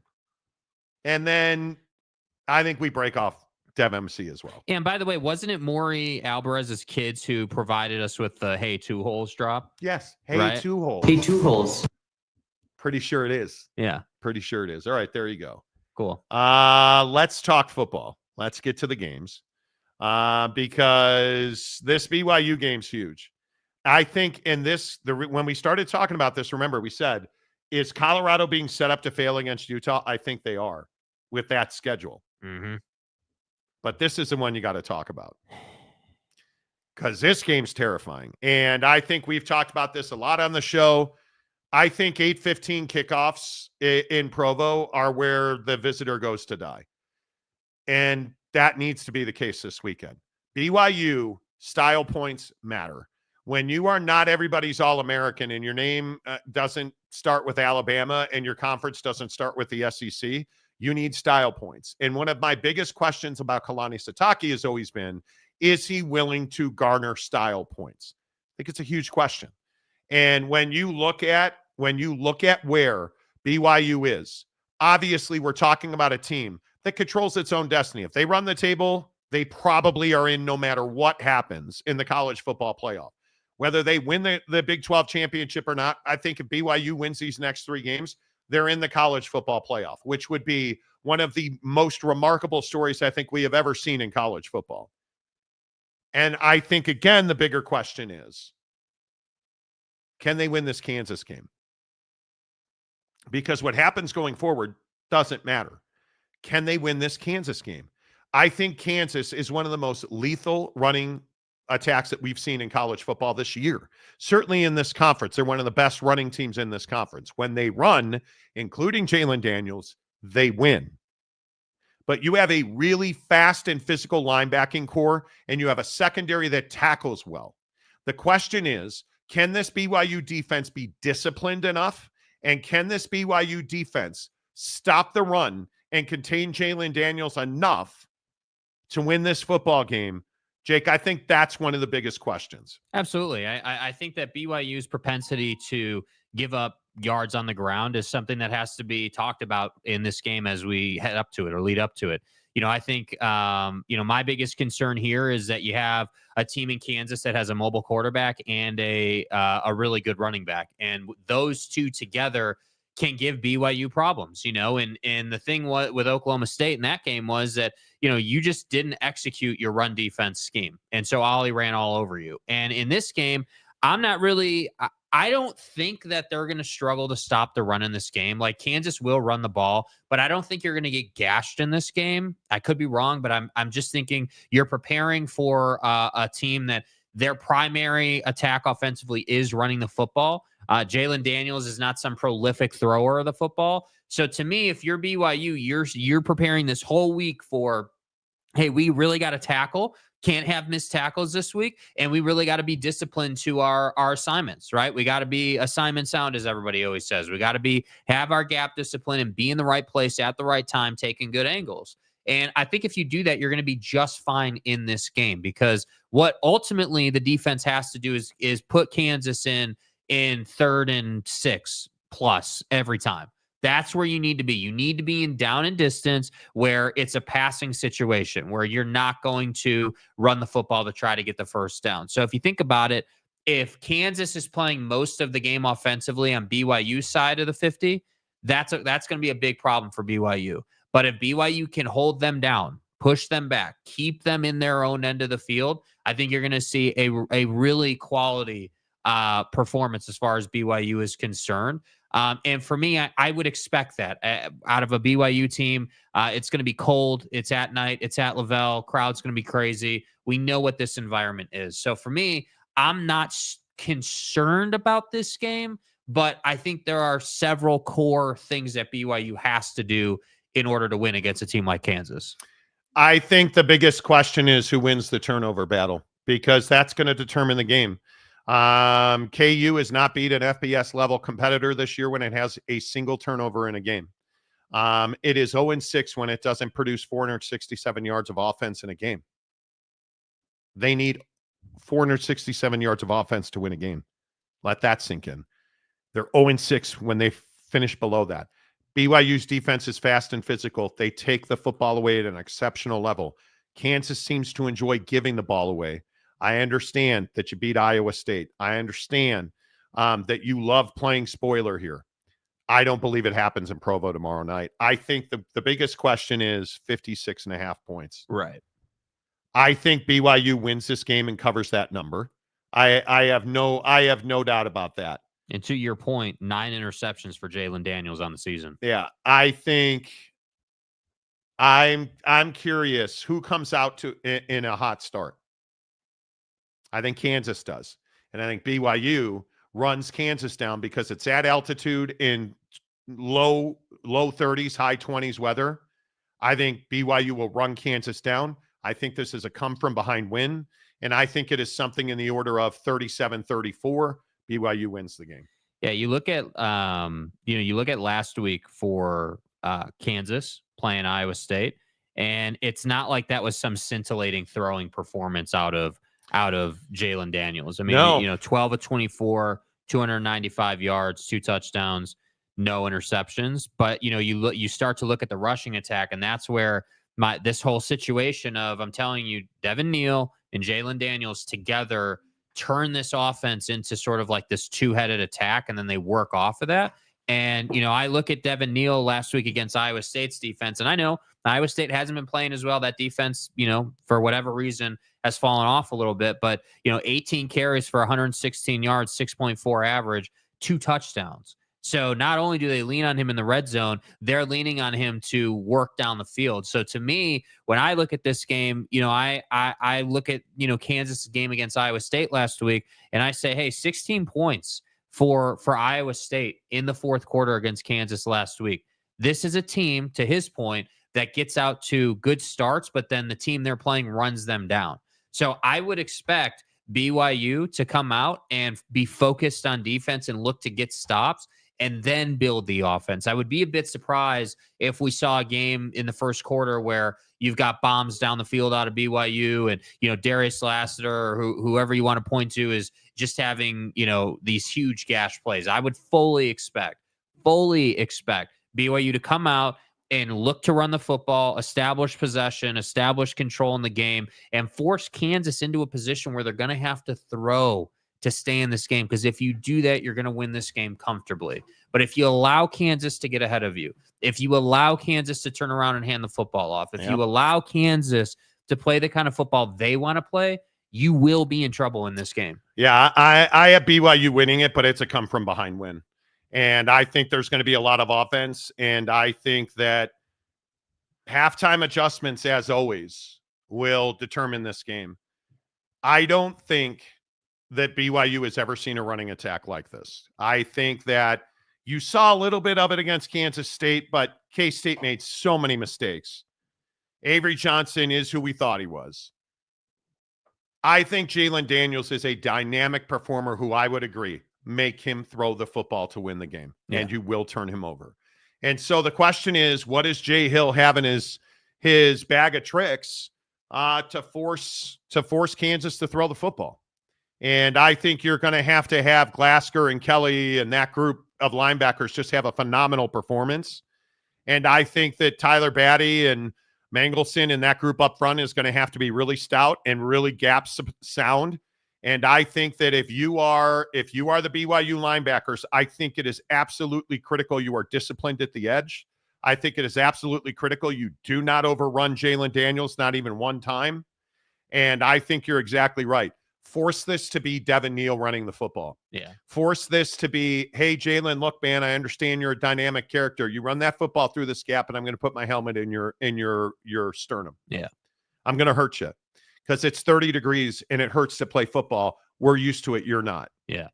And I think that's the kind of game you have to play. And I think if you get up on this team, let's say that you're up 28-10 at the half, you need to score 50 points in this game. Mm-hmm. You need to put these questions about is Kalani a killer? I think that's a huge question mark on this. The answer on to this that ball right now club. is no. That's the problem. Is the sentiment is no, you're not a killer, and that's where I think if you were to drop 50 on Kansas, then that gives people the option and the ability. It opens the door to, well, hey, Iowa State played a really close game with Kansas, but BYU dropped 50 on them, and it really wasn't all that close. But here's my other question. Is this a trap game for BYU? I don't think that it is. You have never been in this position in the modern era of BYU football. Mm-hmm. You've never been in this position. You're undefeated. You are by a lot favored to win this league. You've never been in this position before.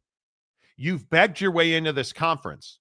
You've borrowed your way into this conference. You have stole your way into this conference. You have earned your way into this conference. And now you're sitting on top of the Big 12 conference. There's no such thing as a trap game or a letdown. And it concerns me a little bit that I see Jake Retzloff doing all these interviews this week, but I believe in that kid's mental acuity. I believe in that kid's maturity. Mm-hmm. It concerns me a little bit that BYU has a ton of hype right now. How many of those kids are on social media reading the press clippings? That's how you lose games. You don't lose games on Saturday night in Provo.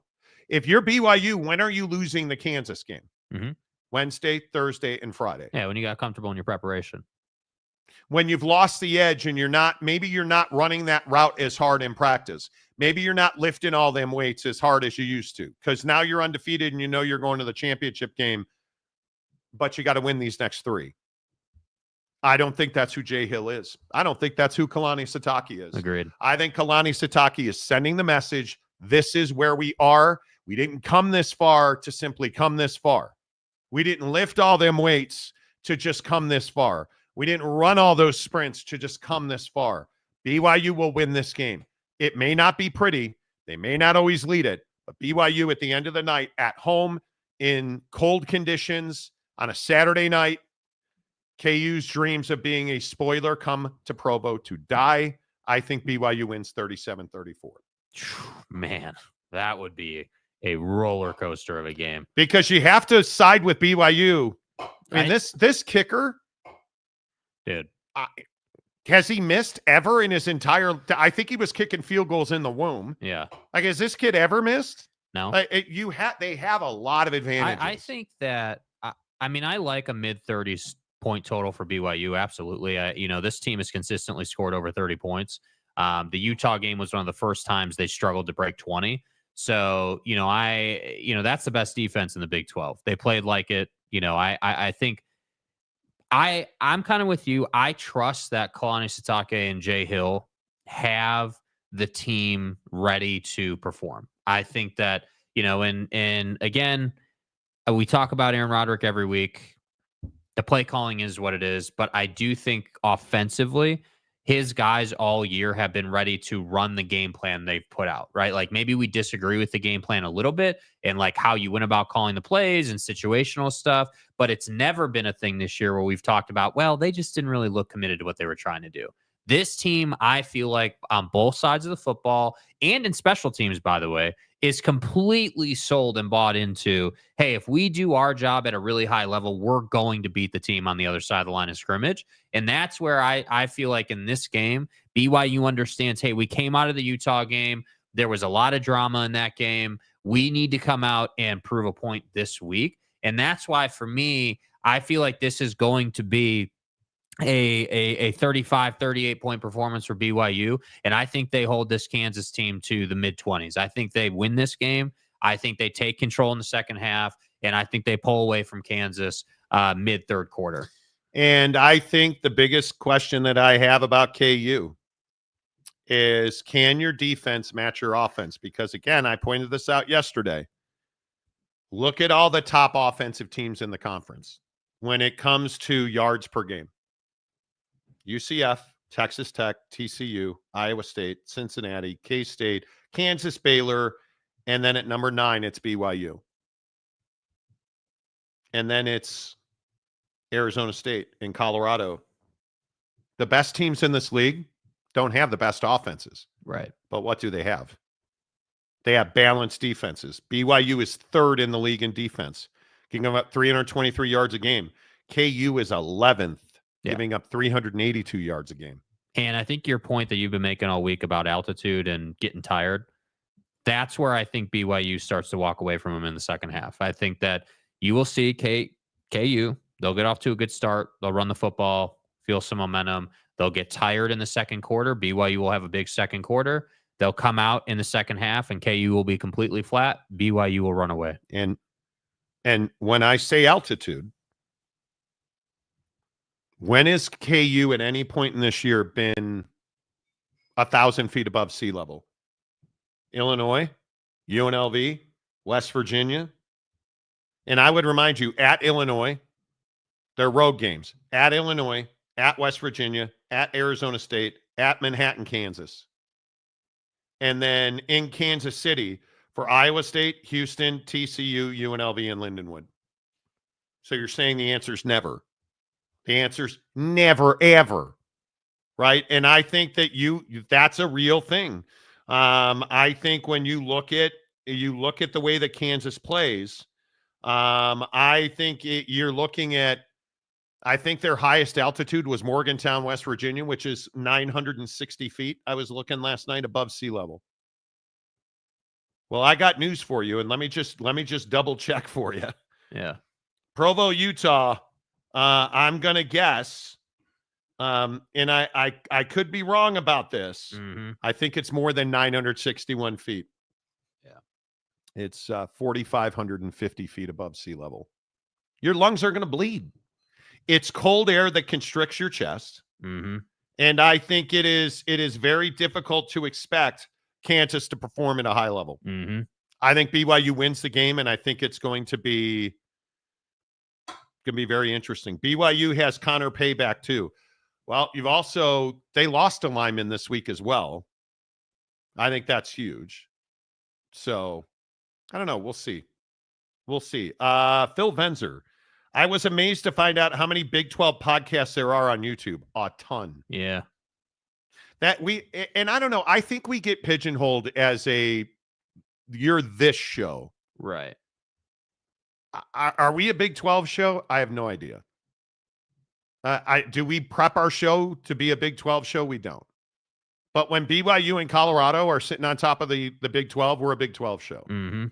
We talk a ton of Ohio State, Big 10 on this show. We don't talk as much SEC. We talk a lot of Mountain West Pac-12. Like, I don't know. Are we, which is fine. Craig G. They are reading the disrespect that's motivating them so far. We know that. Well, there's certainly that. He says 33-10 BYU. Be a good win. BYU needs to forget about their record and just go 1 week at a time because they get ahead of themselves. They could get knocked off. I think that's exactly right. 34-23 BYU, Norge says.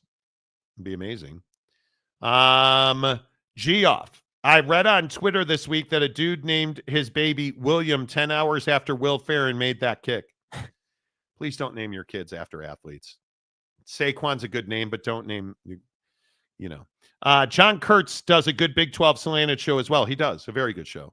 John Kurtz in Kansas City with the K-State guys. Connor Pay, I read that one. The eye patch. So it's set in stone. TDS wins this game because of altitude. Did I just say that? That's not what I said. Did they win the game last week because of altitude? No, they won that game last week because Utah held JoJo Phillips. That's why they won that game. I didn't say they're going to win because of altitude. I said it's a major advantage because you've had Kansas, who's not played at almost any altitude all year. And it's not easy to do. So It's not easy to do it all. BYU needs to get ready for their loss to ASU. Forks up. Dude, that's the game, and we've talked about this. That's the game that scares me most. Yeah.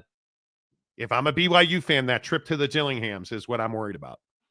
That's what I would be worried about.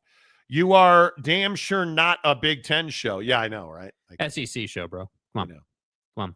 You know, we are a MAC show. You know. The show really grew with the Big 12 expansion and is Utah-centric. We're definitely Utah-centric. There's no doubt about that. Yeah. ACC West Coast Commissioner Gumby, this is an ACC show. Right, certainly. yeah. Bro. Oh. Bro. Yeah. Yeah. Bro. Now, Dion, he's not going to Florida State. Mike Norvell's our guy. Right. Yeah. You guys go over there and you be your Pac-12 show, okay? Right. Okay, so Florida State loses another recruit. And we're just supposed to think that this is no big deal. Like, you know, this is what we do. You know, 4-star recruits, now the number 2 dual threat quarterback available, decommitted from Florida this week. Anybody want to guess where this cat's going to be this weekend? You know, he's a stud, an Elite 11 finalist, 4-star dual threat quarterback. Anybody want to guess what game he's going to this week? Just go ahead, take a guess. So now we know why Billy Napier kept his job. Because according to, you know, we're not an SEC show. Right. But according to SEC shows out there. We're an ACC show. Yeah. Anyway, according to the SEC crowd, Billy Napier kept his job because in Tallahassee, they believe that Mike Norvell is going to get fired. And their top target's going to be Deion Sanders. And so they want to solidify as many top recruits as they can, and you don't do that by firing your coach. What did Mike Norvell do this week? He fired everybody on his staff. And he has lost multiple 4- and 5-star recruits now. It's no longer, we replaced them, Mark. You don't replace these guys. There's no replacing these guys. You have a talent problem in Tallahassee. And now you fired all your coordinators, and now you lost another big recruit. Tell me again you're not in trouble. Right. Tell me again that when your top quarterback recruit is going to see LSU at Florida and he's expected this weekend to commit and enroll early at Florida, tell me again that Mike Norvell's job's not on the line. Make the argument. I'm here for it. Yeah. And tell me again that Dion Sanders isn't going to be a candidate at Florida State. Now, I was doing what I do, which is I was being a voracious reader. It means I read a lot. I sifted through all that. And I started reading, you know, some of the Chicago newspaper guys, wondering aloud if Deion Sanders and Shedeur Sanders could be a package deal for the Chicago Bears. The answer is no. But here's my question. There seems to be all this momentum for Deion to Florida State, Deion to the NFL, Deion to your mom's house. Do you guys believe, in the comment section, do you believe that Deion Sanders, Do you believe? Thank you. That Deion Sanders is leaving Colorado? Now, here's my case for it. And here's why I think Deion Sanders is leaving Colorado. Because so is Shedeur and Travis Hunter. Deion's proven everything he needs to prove that he can win at the college level and at the FBS level. He's proven he can recruit.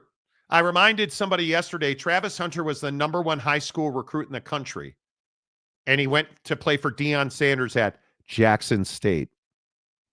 Tell me again that Deion can't recruit with Seaton at left tackle and Seaton's high school teammate now starting at center. Tell me again he can't recruit on an offensive line that is exponentially better than they were. Deion Sanders has proven everything he needed to prove. If Florida State calls Deion Sanders, you really believe he's going to stay in Boulder? I don't. No. I also don't believe that Deion Sanders is looking to jump to the NFL with Shedeur. Do you want to go coach the Jets? Because where would he end up? Ask yourself this question. Is Deion Sanders going to the Jets? Is Deion Sanders going to the Las Vegas Raiders?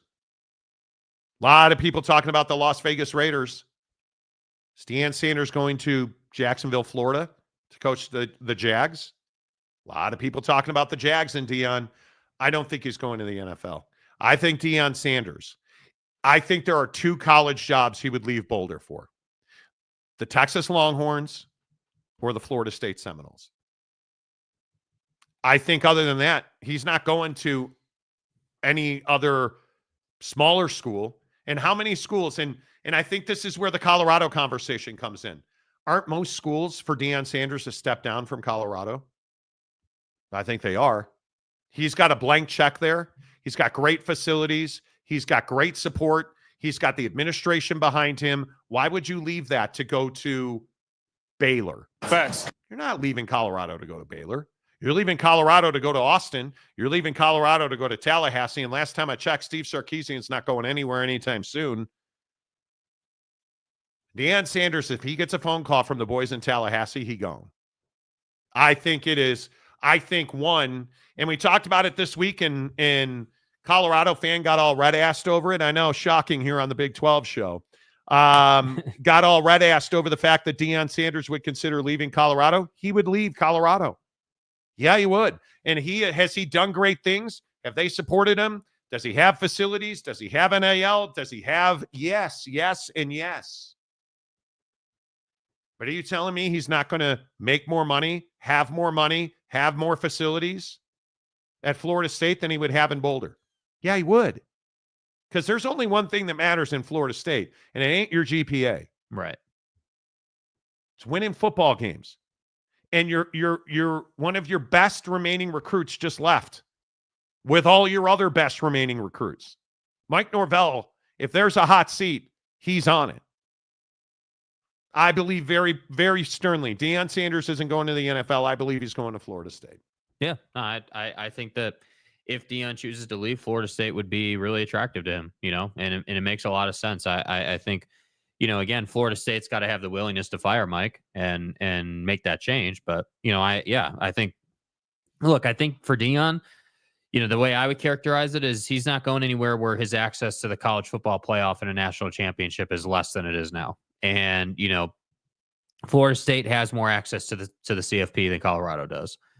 Texas clearly has more access. I think, if you're in the Big 12 right now and you've brought up a program that's been terrible the last 10, 15 years or whatever, and you've shown now that you can build a program, the world's your oyster. And that's why I say, programs like Ohio State, not a great fit for Deion. That's just not. Michigan, all the jackwagons in Michigan now. Yeah, see, I don't think he would go there. Coming to the rationale that Sharon Moore was not a good hire. I think we told you that on this show. Mistake. Yeah. You think Deion Sanders is going to leave Colorado to go to probation? No. Recruiting restrictions? Come on. That's a bad football team. Yeah, it's not a great program right now. Yeah, no.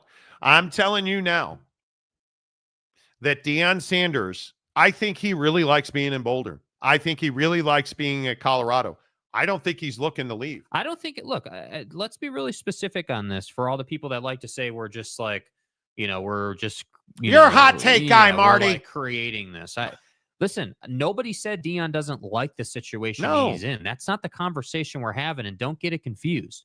The conversation we're having is, hey, if better opportunity, if a higher level of program comes calling, Deion has to entertain that conversation just like anybody else. And the fact is all you hyenas who don't like Deion's style and want to hate on him for how he goes about building his program and, want to hate on him for the sunglasses and the chains and it's Louis and all that.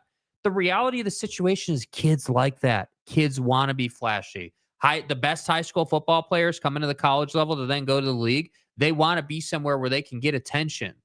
And that's why Colorado has been such a, rousing success for Deion Sanders, because he's turned that thing into one of the most relevant programs week in and week out. That's not to say they're the best program or they can beat anyone, but the word relevant is what you have to understand. So if Deion went to Florida State, are you kidding me right now? You're instantly the favorite in the ACC. You're instantly favored to then go to the college football playoff and contend for a national championship. This is not rocket science, man. Yeah, and Mile High Phil echoes the thoughts of 1,000 people in our comments section. Oh, Julian Lewis. Okay, Julian Lewis from Carleton, phenomenal quarterback. I believe he's a 5-star quarterback. And he's verbally committed, I believe, to Colorado at this point. Where's he going to be this weekend? He's going to be in Georgia, Athens specifically, for Tennessee and Georgia. And I would remind you, this is the single biggest recruiting weekend at Georgia and at Florida. There's a lot of universities, massive recruiting weekend. Yeah. So let me just understand this. And I am not a smart person. I totally understand it. I'm a cut below. No, well, you're a fat old Mormon and dying. Thank you. You know. I'm a cut below Mike Tyson's brain level here, okay? But Google me. Little stupid old Monty. Dion Sanders goes to the conference championship game. All right, cool. We're in January. Deion Sanders, Colorado football season ends. Florida State calls Deion Sanders. He says, okay, I'm going to Colorado. I'm going to leave Colorado. I'm going to Florida State. What would Julian Lewis do? Pack this thing up. We're out of here. I committed to Colorado. He'd go to Florida State. Would he have the ability to go to Florida State?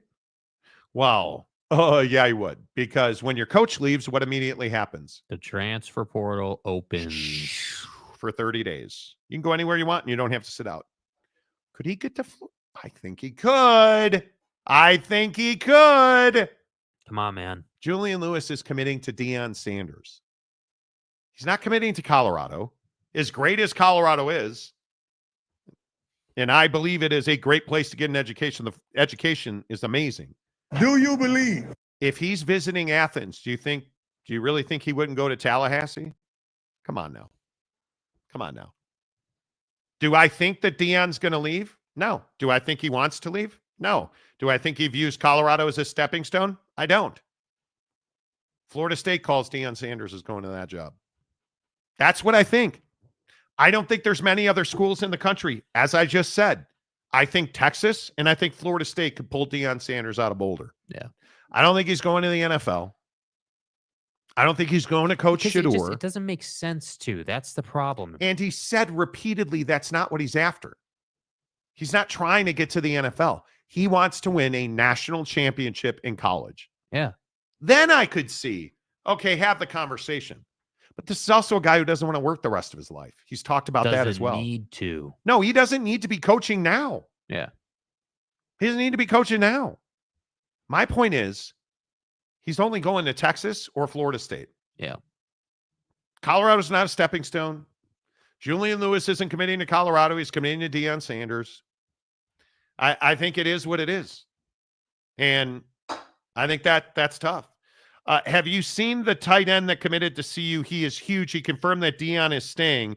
Juju Lewis is taking over for Shedeur. If Florida State gets Deion, they get an excellent recruit from CU. That's what I'm saying. The recruiting stuff just doesn't matter. It doesn't matter They'll anymore. follow him. Yeah. UW Van Jim, Deion will only leave if he likes money, fame, and sunny weather. It's a toss-up. That's what I'm saying. Aggie 5190, I think Prime is great at college because of his recruiting ability. Put him in the NFL and that gets taken away. That's exactly right. Deion Sanders is somebody who can reach a young kid. Do you know how much more difficult it is to go and reach who's your best player? Aaron Rodgers? Do you want to go and coach Aaron Rodgers? I don't. Do you want to go and try and coach in that Dallas Cowboys front office? I don't. Nope. No, I don't at all. If BYU loses in the Big 12 title game, they're probably getting in as an at-large. They would have to be undefeated going to the Big 12 title game. If BYU loses one game, goes to the college or the Big 12 championship and loses, they're not getting in. So at that point, they'd be a 2-loss team. The math does not add up. Yeah. The math doesn't add up. It simply does not. Yeah. The Big 12 would be the Big 12, in my opinion, what's best for the Big 12, and BYU fan, put your hands at 10-2. BYU going undefeated and winning the college or winning the Big 12 championship game is not what's best for the Big 12. What's best for the Big 12 is BYU goes undefeated for the next 3 weeks, goes to the conference championship game against Colorado, loses to Colorado, who also went undefeated to get there. Colorado goes in as an AQ. BYU gets in at large. Yeah. 2 teams in. That's what's best for the Big 12. I know that you don't like that, but Old Tatanka. Old Tatanka. Here we go. I love that name. No. Watch Well Off from Wednesday. No. He loves it here, and he's not an FSU fan. They didn't hire him last go-around. Do you think he's going to say anything other than I love it at Colorado? Do you really think he's going to say, like, I watch Coach Prime, I watch his show on Prime Video, like, I watch his social media, like, do you really think he's going to say, man, I got to tell you, Colorado, when Shador's gone, I'm gone. Yeah, do you think he's going to pull a Mike Gundy? No, he's not. No, he's not going to criticize Colorado and their fans, and he's not doing that, dude. He's not doing that. Make sure you find the Monty Show on Spotify. Spotify, you can watch our show, listen to our show, video and audio. Spotify. All you have to do is search Spotify, The Monty Show is where you'll find us on Spotify. You are just looking for clicks. So you think we're clickbaiting in the middle of a show because we're talking about Deion Sanders going to Florida State? Tell me you don't know how YouTube works without telling me. If I were looking for clicks, the title would be Deion Sanders leaves Colorado. Deion Sanders going to Florida State. Deion Sanders took a call from Florida State. This is what I just keep saying. Take your emotion out of it. Use common sense. I know it's sports. We don't do that here. I know, we're like Deion, though. We only play for clicks, so, Ask Dan Lanning. Yeah. Tanner, also, why would Prime leave the incredible view in Boulder for anywhere else in college football? He talked about the incredible view. Listen, I understand you don't like it. I understand it to be upsetting. You feel like you would go back to irrelevance. That doesn't mean it's not happening. No, you don't feel like you would. You would. And you damn well know that. It's not personal. Like, Tatanka, you getting upset and saying we're clickbaiting? By the way, just want to put this out there. It's our job to get people to find the show. I hope you understand that. Yeah, and if we're clickbaiting, that's what we should be doing. We should be doing, but we're not even doing that. We're having a legitimate, in-depth conversation about the wheres and the hows as to Deion Sanders potentially leaving Colorado. Because if he doesn't leave, what you don't want to say is, hey, if Colorado can retain him this offseason, he's going to be there a long time. He's probably going to be there another 5 years, I would think. If he were going to leave, it would be now when Shador and Travis and... Yeah. He's not going to start another cycle there unless he wants to be there. No. But if the Florida State job is open, and I was reading, I want to say, it was one of the Orlando news outlets talking about how Florida State has the money to pay Mike Norvell to walk. I think it's $58 million they would owe him at the end of this year. They have the money. It's not going to be a money thing at Florida State. Yeah. They throw away more money on legal bills against the ACC than they do with Mike Norvell's contract. Seriously. Come on now. History has said time and time again that a coach will say he is happy where he is and not going anywhere, only for them to get an offer too good to pass up and leaves. Mike, that's not true. We're not clickbaiting, true, dude. We're clickbaiting the views, the recruits. He would never ever leave Boulder. Not ever. It's not personal to Tonka. What was the last case? That wasn't it? Mike Elko, I believe it was, before he took the A&M job. Duke is Duke. Duke is Duke. Not every college coach is a paycheck chaser, and I don't think it's a paycheck thing for Deion. No, it's not. It's a win thing. That's a great point. And this is my point about Florida State. And I would agree if Texas called, obviously he would entertain that call, but I don't think they're going to call. I think Sark is there. They're in a great place. But Florida State is a great opportunity to improve for Deion. That's the problem. He gets more access. He's getting better recruits at that point. Like there's a lot of reasons why that might be attractive to Deion. That's the hard part. I'm just saying, if I do a news search,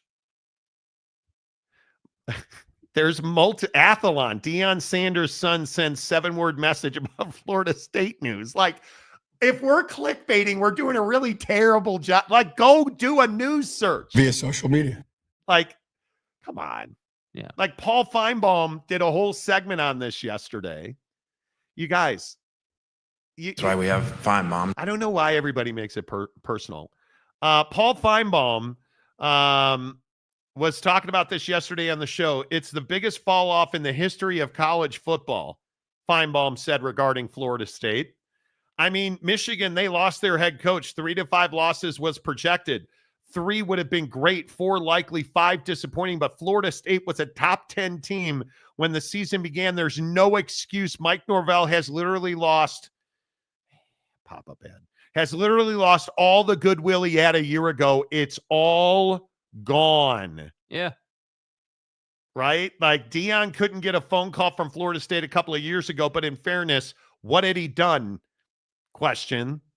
Now, I mean, he's one of the hottest coaches in all of football. A lot of people were wrong.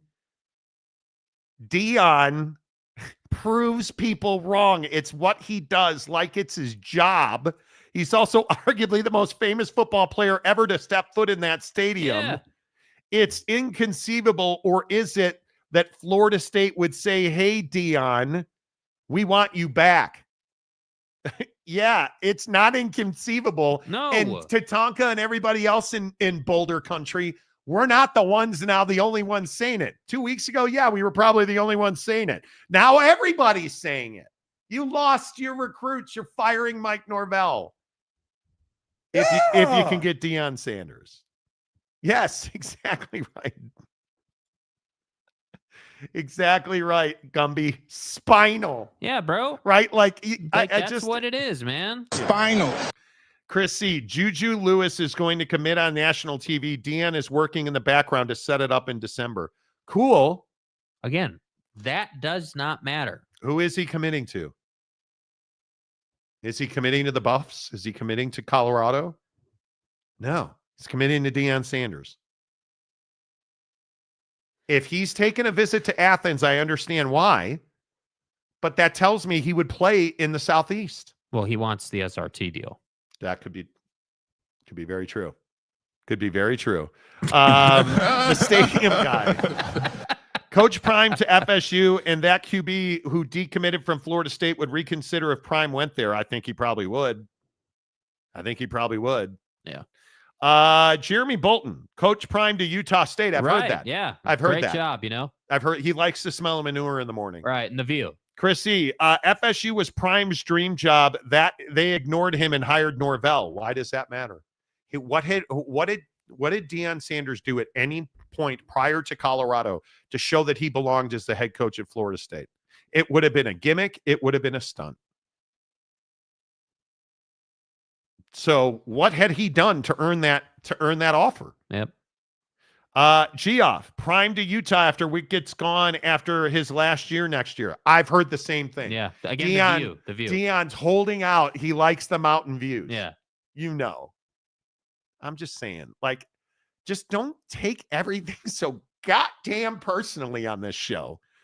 I mean, for crying out loud, Mike Smith has billboards in his hometown to fire his coach. Colorado was a dumpster fire, and Prime went there and has turned it around. Yes, he has. This just in, Marty mentions football coach live on YouTube. Tune in. Oh, my God. All right. Couple of games to get to here. By the way, your final prediction on Kansas at BYU. Yeah, 35-24. You think they're going to blow them out? Yeah. Okay. No. 37-34. BYU finds a way to win late. Jetta. Colorado. 10 a.m. in the morning on the Coach Prime farewell tour. -11.5 for Colorado. 45.5 point number. So let me get this right. You think that Colorado is going to win like 34-11? Mm-hmm. I don't see any way Colorado loses this game. And the Brandon Rose story, the quarterback at Utah, this sucks out loud. Let me get this right. You tore the Liz Frank ligament in your foot off the bone completely. One of the most painful injuries that a human being can endure. The Liz Frank bone in your foot. It's what controls your feet. This Liz Frank, there's bones and so you know how your foot bends in half? If you break those bones and your foot breaks in half, like from this to this, that's called a Liz Frank break. The ligament that prevents that from happening, Brandon Rose last week tore it off the bone and finished the game. They put a metal plate in his shoe and wrapped him up and gave him painkillers, and he finished the game. Out for the year, had surgery this week. How did he finish that game? This is akin to just cutting your foot off. Your foot doesn't work By anymore. the way, what does that say about Isaac Wilson? What that says to me is, holy Jesus, Brandon Rose is the quarterback of the future of this program. And this is Isaac Wilson's last best chance at Utah, because I think that kid's a portal kid. Yeah. Now, which is shocking. But you look at the way that Utah has massively declined and cratered this year. You're going into an environment that I would assume is going to be lit, because aren't all Colorado home games lit? And I think this is truly one of the games of the year for Colorado. You are in a position where if you win this game, you're in all likelihood going to the conference championship, because you go to Arrowhead. Hey, by the way, do you think that Arrowhead environment's going to be too big for Colorado? Somehow I don't think so. Do you think Arrowhead's going to be packed to see Dion? I think it will be. It will be. And then you come home for senior night against Oak State. Oh, I'm sorry, senior morning, because that's another 10 a.m. kickoff. I think this is the game of the year. And it's really interesting that BYU has Kansas, which I think is their now game of the year. And I think this game for Colorado, this is a huge game. You're on a 3-game heater. You've won 6 of 7. And my question is, how much does Utah fight in this game? How much heart does Utah have left in its tank? I think a lot. I think Utah wants to prove a point. And I think this is going to be one of the most difficult games of the year for Colorado, because that Utah defense is running and they're downhill and they like to hurt people. And I think that defense is solid, but my biggest question is, can this secondary hold up for 4 quarters against those wide receivers? If it does, I think Utah can win the game.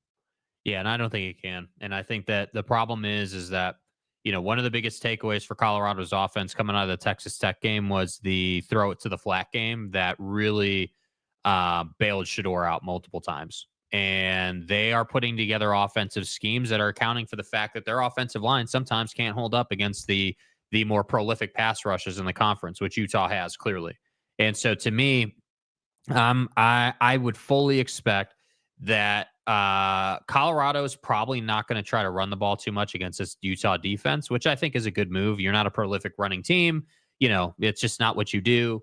But I would 1000% expect a ton of screenplay, a ton of, 3 to 5 yard in route, quick, get the ball out type play until Utah backs off the pressure and is forced to play zone in the secondary. And then once that happens, then I think Colorado's in a better place. But that initially is, I think, how that's going to decide how this game goes. If Colorado can put a scheme together that handles the pressure and gives Shedeur a way to avoid just taking yet another beating, they're going to be fine in this game. Can you bring the Utah linebackers close enough to the line of scrimmage by running the football to allow that quick screen to Travis, who takes it 40 yards to the house? Because I don't think that's going to be very easy. Texas Tech's defense is wildly undisciplined. Yes. Utah's is not. Yeah. And the biggest question is, with this Utah pass rush, who's not getting home at the rate that we're used to in Sack Lake City, can they move Shedeur off his spot with enough physicality to prevent the explosive play down the field? Because that's going to determine this game. Colorado is not even going to try and convince you they're going to run the ball to beat you, because they're not.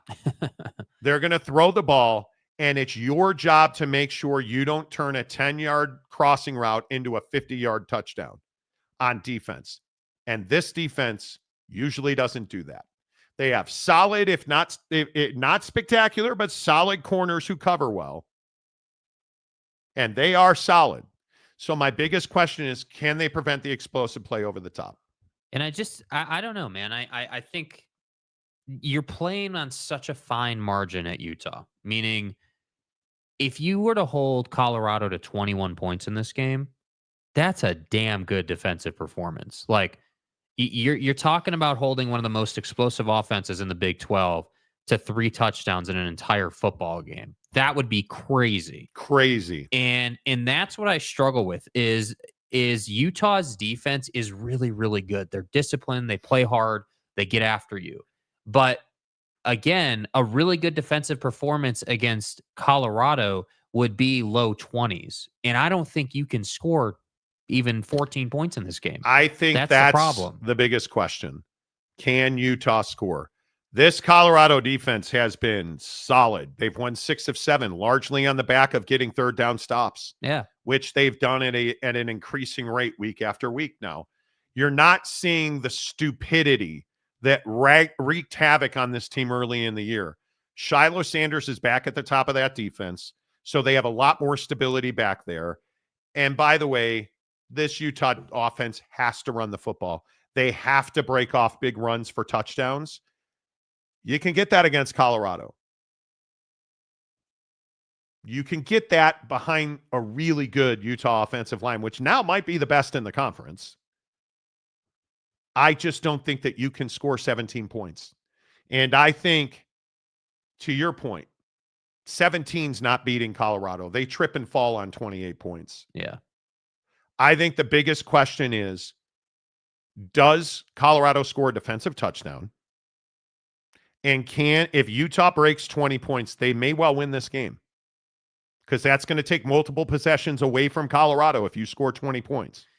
I don't think they can. I think it's 34-17, and I think Colorado wins this game comfortably. Yeah, and think about how the Oak State game went for Utah, because we're getting that same setup. Defense and Isaac Wilson. Like, that was a grinded-out game against a team that has a poor offense. Yeah. That's not going to be the case. That's what I'm saying. I don't see Utah getting past 14 points in this game. And it's going to be tough. And I think Colorado, the problem is my biggest fear for the defense at Utah is you're going to get overexposed again. And that's not through any fault of your own. And if you're on the field too long against Colorado, so like you're going to get 2 touchdowns that are just gimme touchdowns because you're exhausted. Yeah. And so to me, that's why I say I really do think the what is it, 11.5 points for Colorado? Yes. I think that's a fair number. The altitude's not a factor, obviously. Both these teams play at altitude, so that's not a factor. Weather shouldn't be a factor. This is just going to be a pure, hey, can Utah's offense keep the defense on the bench long enough? And I don't think they can. And I think that Colorado is going to come out and I think push this to 35 points on Utah. I definitely can see that. Yeah, I think that the biggest question is, can Utah score 20 points? Yeah. Because if they score 3 touchdowns, they're going to be in this game, because the simple math says that would take likely 2 more possessions away from Colorado's offense. Right. Which means you're that much closer. But even if I have it projected at 34-17, that's 3 possessions. So even if you score 20 points, I don't know that that's enough to win the game. I think you would likely have to be 24 to win this game. And your defense would have to be perfect. Yeah. Because you just can't run with Colorado. Texas Tech learned this. And as I said last week, Texas Tech simply does not have the quality athlete it takes to win in this league on defense consistently. Utah has that. they don't have enough of it to stay with Colorado's offense. And it'll be really interesting to see, for instance, such as in I don't know Jimmy Horn's status, and if any of the Colorado folk in the comment section would like to hop in there. If they play, I think it is very interesting. Horn is questionable this week. I think that is a huge, huge deal. He is day-to-day. And I think when you look at their depth at wide receiver, even with Jimmy Horn out, Omarion Miller's out for the year, I think you're going to have to deal with a lot of still look at the depth that Colorado brought to Texas Tech at wide receiver. Was it Travis Hunter that debilitated you? Yeah, 9 for 99 is horrendous, especially when LaJohntay Wester, who is absolutely feasting on secondaries, had 6 more for 82. Will Shepard, 8 for 79. They just have guys, and that's without Jimmy Horn. Yeah. That's the thing that worries you, because they only ran for 60 yards and they scored 41 points on Texas Tech. 41 points. And I'd remind you, Texas Tech scored 27. All right, let's bring that into practicality in Boulder. You're at home. That was on the road.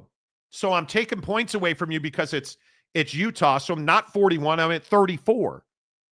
Your offense isn't even half the offense that Texas Tech is. Yeah. I just don't see a path unless Colorado comes out asleep. I don't see a path for Utah to win the game. And I've tried and tried. I have to believe this offense is going to sputter because Isaac's not been able to lead anybody. And I do think there's risk it could get ugly. I think if he plays poorly, let's say, and turns it over a couple of times, now we're talking about 40-plus points. If you turn the football over in this game and you give them a defensive touchdown, that's not good. Well, Damian Fowler, Bernard. Then when you're done with that, go back to Bernard. Yeah. And I don't disagree with that. He's your best weapon. Yeah. And that's the hard part is I'm not even saying that Isaac, it's all on Isaac Wilson and that he's going to be garbage. I'm not saying that at all. I think he's going to give you the absolute best he has. And I think his best is doable. But the reality is you don't have Money Parks, man. You don't have Brant Keithy. You don't have, who are you throwing the football to?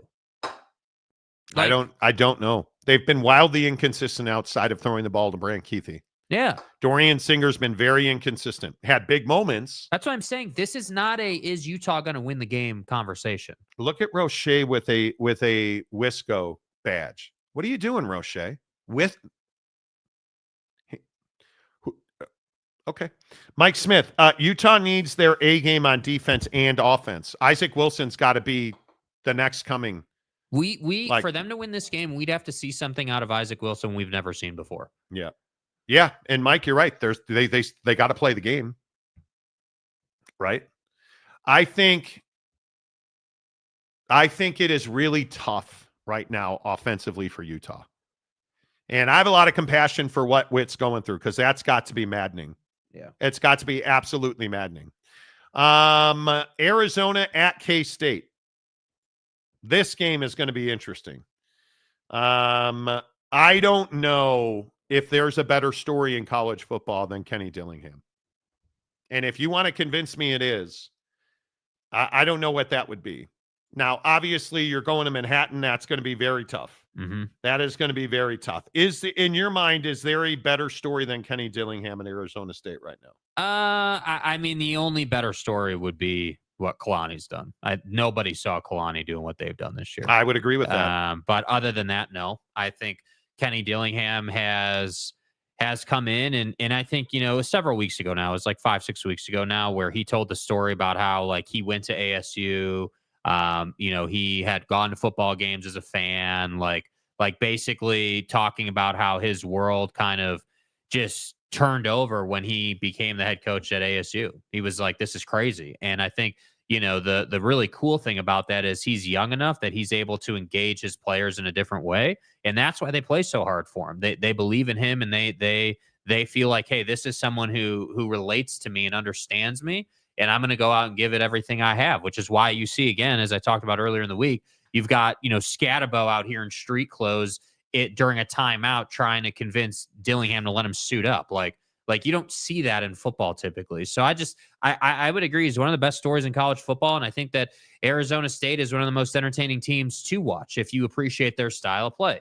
If you understand, hey, they're a physical team that wants to run the football right down your throat, and they're willing to do that the entire football game. And they're willing to play, backyard, tough, punch people in the face football. And you don't get that too much anymore. So, yeah, I mean, I do think they're one of the best stories. And I do think that K-State's going to have their hands full against Arizona State. This K-State run defense is legit.